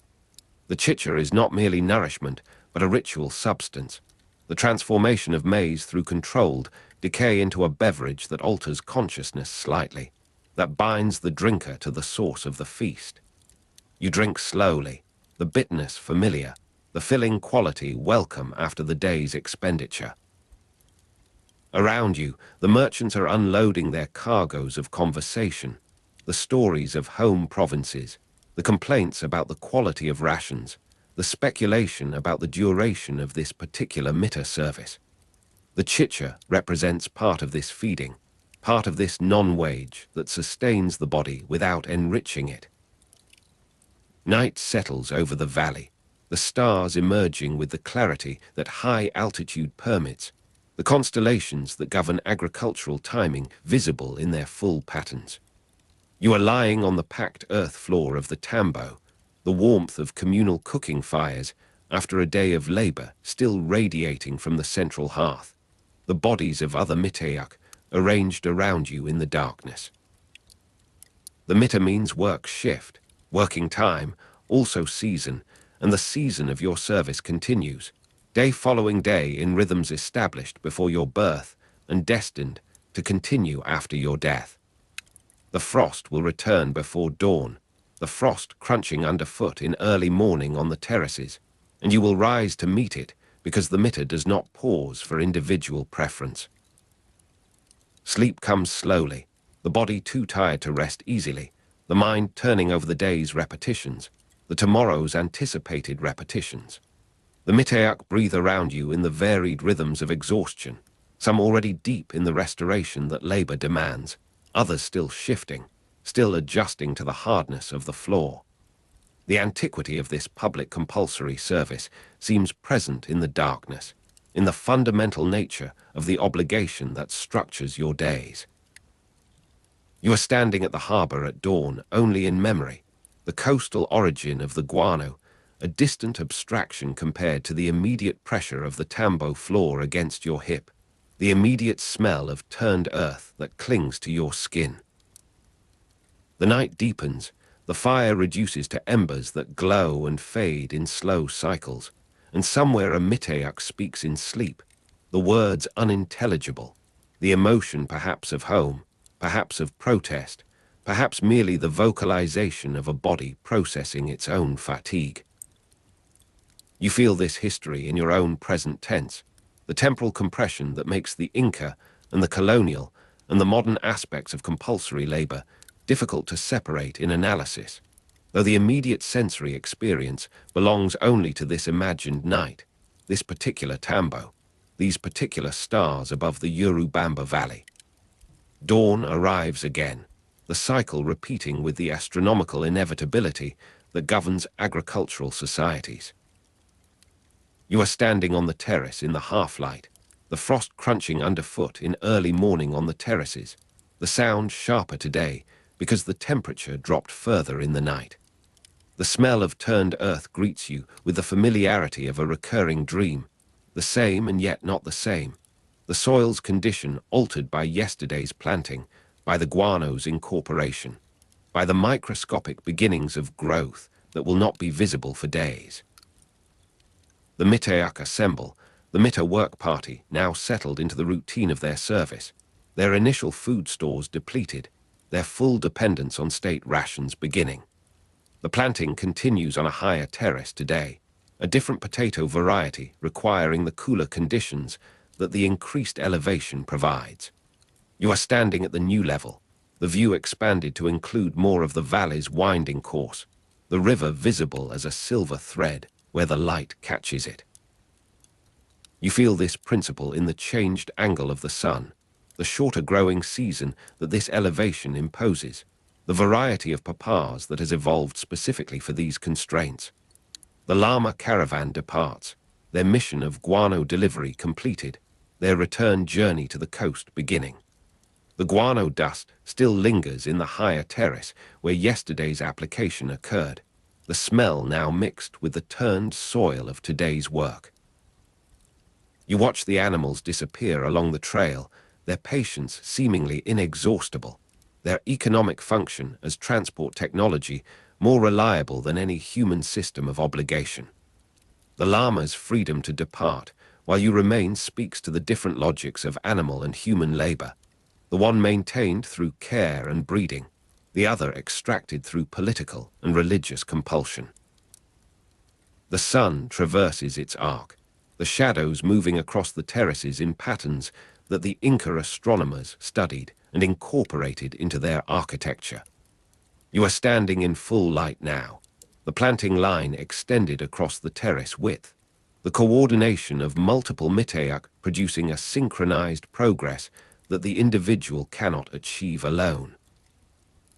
The Miteak move in the agricultural equivalent of military formation, the spacing between bodies calibrated for optimal coverage, the rhythm of movement established through collective practice rather than command. The afternoon brings a different task, the maintenance of terrace walls that the rains and frosts of previous seasons have disturbed. You are standing at a collapsed section, the stones scattered downslope, the soil behind them eroded into a fan of lighter color against the established darkness. This repair work represents the maintenance of infrastructure that the initial construction required, the ongoing labor that sustains what the spectacular labor created. The stones are heavy despite the high altitude reduction in their effective weight, the lifting and fitting requiring the coordinated effort of multiple Miteak, the communication through gesture and brief vocalization rather than the sustained song of planting. The ache of shoulders lifting stone against stone joins the ache of backs bent to planting, the body's comprehensive taxation across the variety of required tasks. Evening returns you to the tambo, the cycle of the previous day repeating with the variations that distinguish one day from another in memory while blending them in retrospect. You are sitting in a slightly different position tonight, the unspoken seating patterns of the group having shifted according to yesterday's proximities and avoidances, the micropolitics of communal existence. The state-provided rations appear, similar to yesterday's, the maize stew with fragments of dried meat, the calculation of adequate sustenance for continued labor performed with the precision of administrators who will not themselves consume this food. The taste of chicha comes again, the ritual repetition that marks the passage of time in a life without individual choice of activity. You drink, the bitterness more pronounced tonight, perhaps because of your own fatigue, perhaps because of variation in the fermentation batch. This feeding includes the chicha that softens the edges of consciousness, that makes the temporary community more temporary still by blurring the distinctions between individuals, between the present and the immediate past. Around you, the merchants are unloading their cargoes of diminished conversation, the stories of home provinces repeated now, the complaints familiar, the speculation about service duration no closer to resolution. The darkness of the tambo encloses you, the stars visible through the smoke hole reduced by the fire's glow to mere suggestions of their full presence. You are lying on the packed earth, the warmth of communal cooking fires after a day of labor radiating from embers that will survive until morning, that will be revived for tomorrow's preparation. The season of this service extends beyond your capacity to project, the end as abstract as the beginning was concrete, the departure from home province, a memory that the daily repetition of labor gradually erodes. The frost will return, the frost crunching underfoot in early morning on the terraces, and you will rise to meet it, because the mitter does not acknowledge the desire for rest beyond what is minimally necessary for continued function. Sleep comes more quickly tonight, the body having adjusted to the hardness of the floor, the mind having reduced its projections to the immediate tomorrow, the immediate next task. The Miteak breathe around you in deeper rhythms, the temporary community of exhaustion having achieved a temporary harmony, the individual differences submerged in the common condition of service. The antiquity of this public compulsory service seems to press upon you in the darkness, the weight of generations who have lain in similar positions, who have risen to similar frosts, who have planted similar seeds in similar soils at similar altitudes. The smell of turned earth has become your own smell, the occupational identity that persists even in sleep, even in the temporary release from conscious labor. The night passes in segments of varying depth, the cold awakening you when the fire fades, the warmth returning you to sleep when someone adds fuel. Dawn arrives with the frost, the cycle continuing, the repetition that is the essence of agricultural labor and the essence of the mitter alike. You are standing on the terrace, the frost crunching underfoot in early morning on the terraces, the sound briefly satisfying in its crispness, its indication of a world that continues in its physical properties regardless of human arrangement. The Miteak assemble, the Mitter work party now fully integrated into the routine, their faces showing the settled expression of those who have accepted, not chosen, but accepted the conditions of their service. The planting today occurs on a lower terrace, the variety changed to one that prefers the slightly warmer conditions, the slightly longer season that the reduced elevation provides. You are standing at the new level, the view contracted, the river hidden by the terrace above, the world reduced to the immediate slope and the immediate task. You feel this principle of vertical agriculture in the changed soil temperature, the changed consistency of the prepared bed, the changed requirements of the seed, potatoes that your fingers press into place. The day progresses through its established phases, the sun's arc governing the rhythm of intensity and rest, the temperature rising and falling with the predictable variation that the altitude amplifies. The continuity of the mitter across the catastrophe of conquest will eventually demonstrate that the system proved a development hindrance as it offered no incentive to increase productivity through initiative. the laborer working only to the minimum required, the surplus extracted without return, the innovation suppressed by the security of obligation. But here in the Inca morning, this long-term consequence remains abstract, the immediate experience dominated by the physical facts of soil and seed and sun, and the body's gradual depletion across the hours of required effort. The llama caravan appears on a distant trail, not guano this time, but perhaps maize from a lower valley, perhaps textiles from a specialized production center, perhaps the chicha that will appear at tomorrow's state feast. You are standing at the terrace edge to watch their progress, the patience of their movement, a contrast to the urgency that colonial extraction will later impose, the slower rhythms of Inca redistribution still governing the movement of goods across the vertical archipelago.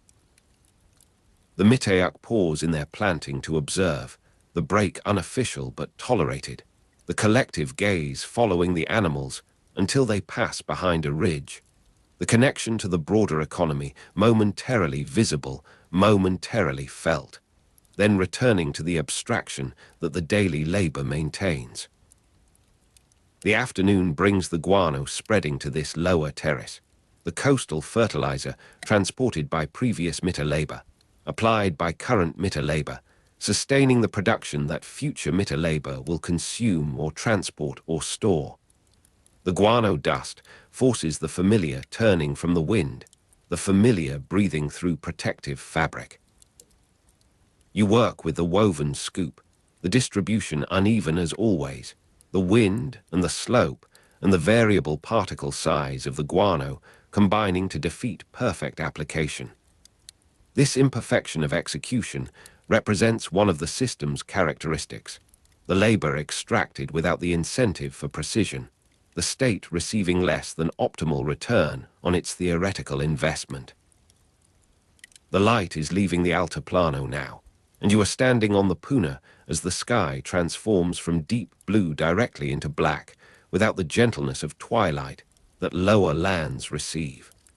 The sun has slipped behind the western peaks of the Andes, and the temperature is already falling, dropping 10 degrees in this single hour since the disk disappeared.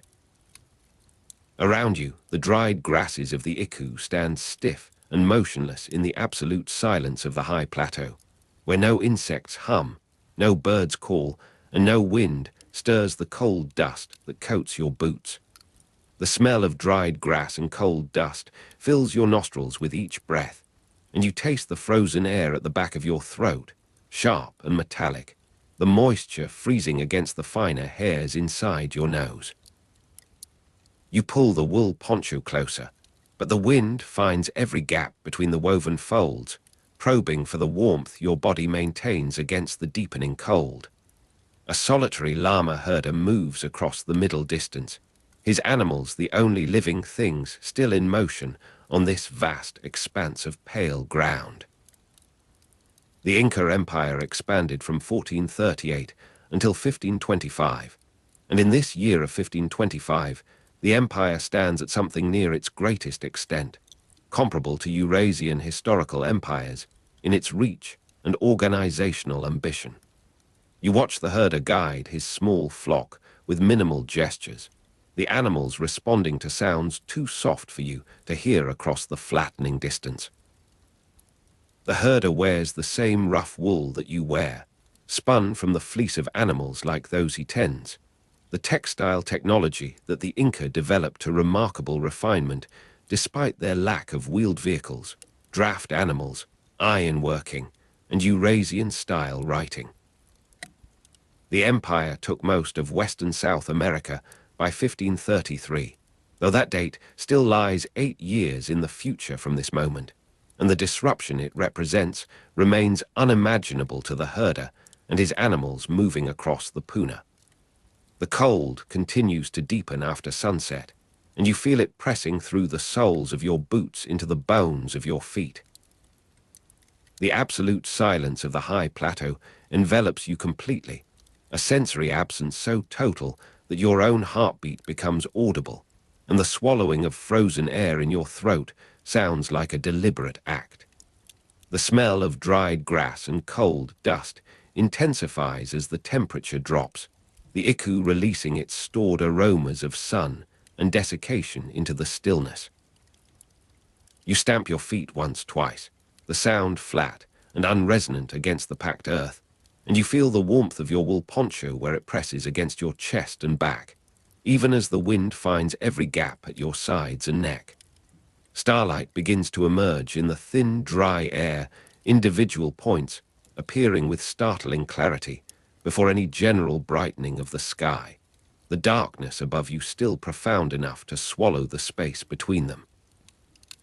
The distant glow of a tambo fire appears on the horizon, a faint orange smear against the blackening eastern sky, and you turn toward it as any traveler would, seeking warmth and company in the vast cold of the Altiplano at dusk. The Inca Road system and Chasqui network enabled integration across extreme geographical diversity, and the tambo you see is one of thousands maintained at regular intervals along those roads, shelter for the runners who carried messages and the officials who traveled on state business. You begin to walk toward the light, your boots crunching through a thin frost that has already formed on the pale ground, and the starlight brightens enough to cast faint shadows on the surface before you, your own form stretching and distorting with each uneven step. The taste of frozen air in your nostrils and back of your throat becomes a rhythm now, inhaled and exhaled, the moisture of your breath visible as brief clouds that dissipate instantly in the dry atmosphere. The herder and his animals have disappeared into the darkness somewhere to your left, their movement ceased or their distance too great for even starlit perception. The empire functioned through reciprocity and redistribution rather than markets, and the tambo ahead represents one node of that system, its stores of food and fuel maintained by the labor obligations of local communities, the mitter system extracting labor while theoretically maintaining reciprocal obligations between the state and its subjects.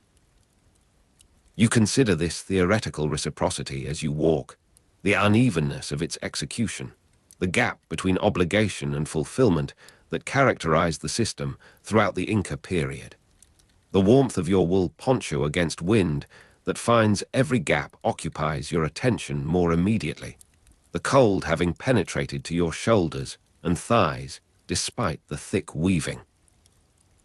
The distant glow of the tambo fire does not seem to grow closer, the flatness of the puna deceiving your sense of distance, the horizon retreating as you approach it. Stars emerge now in full multitude, the Milky Way resolving into the bright band that the Inca described in their dark constellation astronomy, the shapes formed not by the stars themselves, but by the dark dust lanes between them, the coal sack nebulae given form and meaning by observers who understood the sky as a narrative written in absence as much as presence. You stop walking to observe this emergence, your neck tilting back, the frozen air tasting sharper with your mouth open to the sky. The absolute silence of the high plateau persists.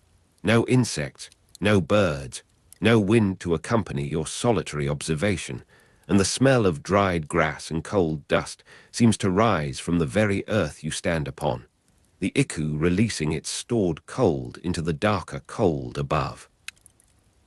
The starlight, bright enough to cast faint shadows on pale ground, intensifies as your eyes adapt, the pale ground itself becoming visible as a faintly luminous surface, extending in all directions. The darkness at the horizon merely a deeper shade of blue-black rather than true opacity. The Sapa Inca's divinity was central to political legitimacy, and you consider this man-god in his distant capital at Cusco, the center from which all roads radiated, the origin point of the Quipu records that allowed administration without writing. You are standing on the Altiplano at dusk in the year 1525, and the empire at its greatest extent holds together this moment through road and runner, through knot and obligation, through the shared belief in a solar deity incarnated in a human ruler. The cold deepening after sunset has reached your fingers now, despite their tucking into the wool poncho's folds, and you resume walking toward the tambo fire, the distant glow still no nearer in apparent size, though your legs confirm the distance crossed. The last Inca stronghold fell in 1572, a date that will mark the terminal point of organized military resistance, though the Spanish arrival in 1532 disrupted but did not immediately destroy Inca institutions. The decades between conquest and final defeat filled with adaptation, negotiation, and the persistence of practices beneath colonial supervision. You cannot know this as you walk, the year 1525 offering no premonition of the coming disruption, the empire at rest in its momentary stillness before the events that will transform it.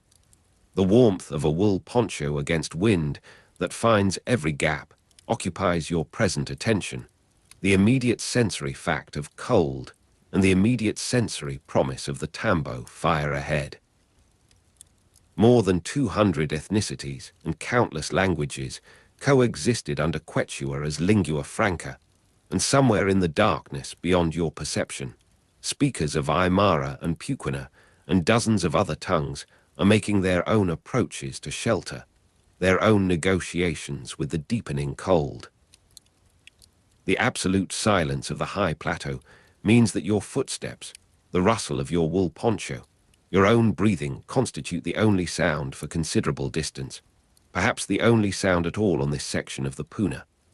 The smell of dried grass and cold dust has begun to mix with something else, something you identify only gradually as the smoke of the tambo fire. The dried dung and iku stems burning with a particular sharpness that carries even in still air. The distant glow of a tambo fire resolves now into discrete components, the fire itself and the faint illumination of a structure around it, walls that absorb and reflect the light in different measures. You approach the tambo as any traveler would, without announcement in the silence, your presence perhaps already noted by those within. The Inca lacked wheeled vehicles, draft animals, iron working, and Eurasian-style writing, yet they developed advanced agriculture, monumental architecture, fine textiles, and state organization despite these absences. The Quipu system allowing administration without writing through its complex arrays of colored chords and not formations. You consider this achievement as you near the structure, the warmth of the fire now perceptible across the remaining distance, the wind that finds every gap in your wool poncho suddenly less insistent, blocked by the building's mass. The cold deepening after sunset has brought the temperature to a point where your face feels stiff, the skin taut across your cheekbones, and you move toward the fire with the deliberate pace of one who has learned that haste produces sweat that will freeze. The tambo keeper emerges from the doorway, his own wool garments visible in the firelight, and he gestures you toward the opening without speech, the silence of the high plateau extending into human interaction.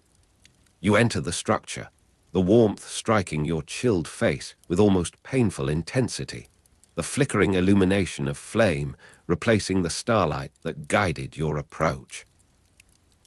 The smell of dried grass and cold dust that accompanied your journey mingles now with the smoke of the fire, the stored foodstuffs, the accumulated human presence of previous travelers. The keeper tends the fire, while you settle against the interior wall, your wool poncho still necessary in the unheated space, but the wind no longer finding every gap. The structure's thick walls and small openings providing shelter of a kind the open Puna cannot offer. The Inca Empire expanded from 1438 until 1525, and you rest now in the final year of that expansion. The empire at its greatest extent held together by road and runner, knot and obligation. The network of tambos like this one enabling movement across distances that the geography would otherwise render impassable. Other travelers occupy the tambo, their forms indistinct in the firelight and shadow, and you do not engage them directly, the silence of the high plateau persisting in this enclosed space as a mutual quietude. The absolute silence of the high plateau has been replaced by human voices, the crackle of fire, the movement of bodies settling into rest. You consume the food offered, the preserved meat and dried tubers that constitute the standard provision of Tambo hospitality, the reciprocity of the mitter system extracting labor while theoretically maintaining reciprocal obligations, now operating in your immediate experience. The cold deepening after sunset continues outside the walls you rest within, the temperature dropping further in the hours of full darkness, and you feel the warmth of the wool poncho where it presses against your back, the ground beneath you still cold, despite the layering of iku stems that provides minimal insulation. Beyond these walls, the starlight persists, the Milky Way as bright as the Inca described it in their dark constellation astronomy, the sky a dome of narrative possibility above the sleeping plateau. The fire diminishes as the keeper allows it to settle into coals, the radiating warmth becoming more localized, the shadows deepening in the corners of the structure. You observe the quipu hanging from a peg near the doorway, its cords and knots the record of this Tambo's obligations and provisions, the administration without writing that the Inca developed to remarkable complexity. You lie back against your wool poncho, using it now as bedding rather than protection against wind that finds every gap, the floor hard beneath you, but the fatigue of your journey across the Puna making softness unnecessary. The last Inca stronghold fell in 1572, a terminal date that concludes the military narrative, but not the cultural persistence, while Inca architectural remains have been revealed beneath colonial construction in Cusco, their foundations and walls surviving centuries of overlay. You cannot know this as you rest, the year 1525 offering only the present moment, the empire at rest in its momentary stillness before the coming disruption. The absolute silence of the high plateau returns as the voices quiet, the fire settles, the breathing of sleepers becomes regular, and you lie awake for a period listening to this composite silence, the absence of sound that defines the Altiplano at dusk and into the night. The distant glow of a tambo fire that guided your approach is now the immediate glow of coals within arm's reach, the warmth and company in the vast cold having been achieved, the solitude of your walking transformed into the collective rest of travelers. The empire at its greatest extent holds together this night, the road and runner, knot and obligation, momentarily still in the darkness before the stars begin their slow wheeling toward dawn. You sleep finally, the wool poncho beneath and partially over you, the cold of the floor penetrating despite the insulation, your body adapting as bodies due to conditions that reason would find intolerable. The starlight moves across the small opening of the tambo, the progress of constellations marking the hours you do not consciously measure. The smell of dried grass and cold dust returns in dreams or in half-waking moments, the iku of the Puna invading even this sheltered space through memory and the gaps in construction. The solitary llama herder with his animals, the only moving things on the Puna when you observe them, has found his own shelter somewhere in the vast darkness, his own negotiation with the deepening cold, his own place within the empire at rest in its final years of untroubled existence. The fire dies to embers, and the keeper will revive it before dawn for the preparation of morning food, the cycle of tambo hospitality continuing regardless of individual travelers. You shift in your sleep, the warmth of the wool poncho against wind that finds every gap no longer necessary in this still interior, but the garment remains your constant companion, the product of the fine textiles that the Inca developed to remarkable refinement.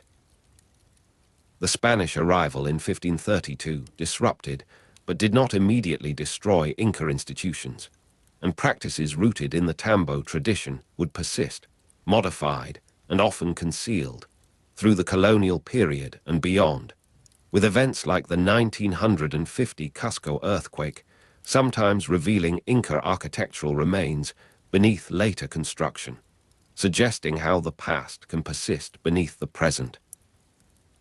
You dream without narrative coherence, the sensory anchors of your journey dissolving into the general substance of sleep, the Altiplano at dusk becoming the landscape of unconsciousness, the empire at rest held together by road and runner, knot and obligation, even in the absence of waking attention. The night progresses, the stars wheeling toward their dawn positions, the cold outside the Tambo reaching its maximum depth in the hours before light returns.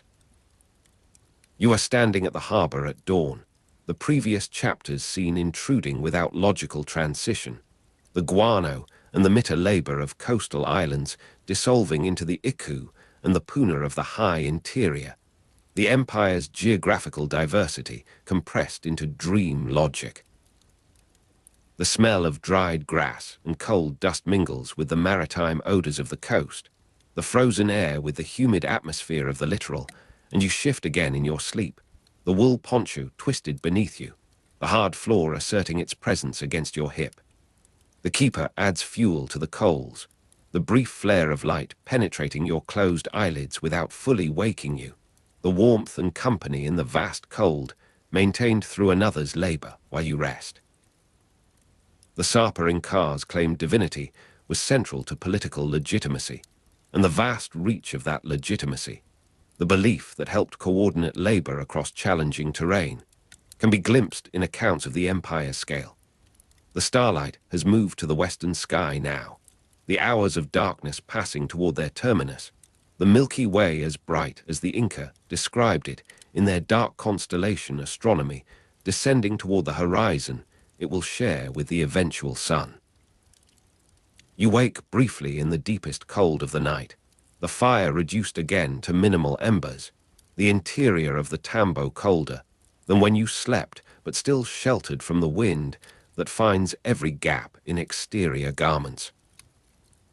You pull the wool poncho more fully over yourself, the warmth of your own body trapped now in the enclosed space beneath it, and you return to sleep with the knowledge, partial and fading, that you are resting in the empire at its greatest extent, comparable to Eurasian historical empires in its reach, momentarily still before the coming disruption that history will record and you cannot foresee. The last light on the Altiplano, the sky darkening from deep blue to black without intermediate twilight, belongs to yesterday evening now, the narrative of your journey having moved into the fullness of night. The cold deepening after sunset has completed its work, the temperature stabilized at the low point it will maintain until dawn begins its gradual reversal. The absolute silence of the high plateau persists around the Tambo, the structure itself, an intrusion barely perceptible against the vastness of the puna, the human presence within it, a temporary gathering against the permanence of the landscape. You sleep again, deeply now, the fatigue of your journey across the pale ground fully asserting its claim upon your body, the sensory anchors of your experience becoming the material of dream rather than the content of waking attention. The empire at rest, held together by road and runner, knot and obligation, continues in its momentary stillness. The year 1525 passing into 1526 without significant transformation, the expansion from 1438 until 1525, having established the boundaries within which the system now operates. Local Waka worship continued alongside the state-promoted cult of Intai, and somewhere in the darkness beyond these walls, sacred sites receive their own attention, the diversity of belief within the empire's unity finding expression in practices that the central administration acknowledges and incorporates.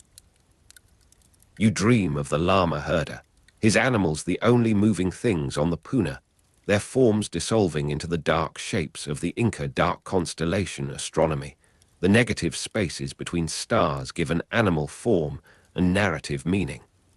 The starlight illuminates these dream shapes, the pale ground of sleep providing the surface upon which they move.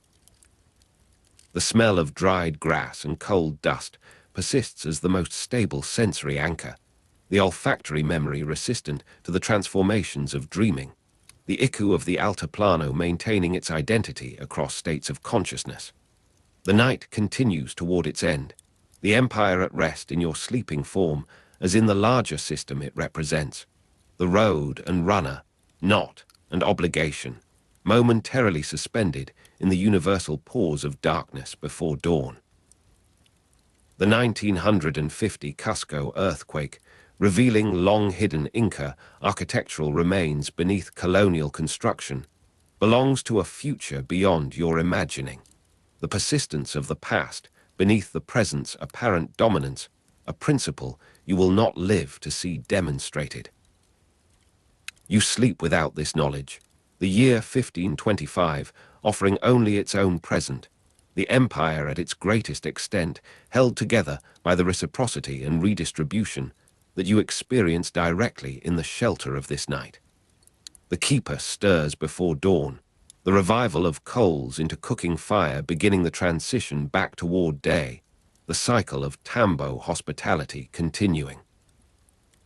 The cold of the night begins its slow retreat, though the absolute silence of the high plateau persists, the darkness still complete except for the fire and the fading stars.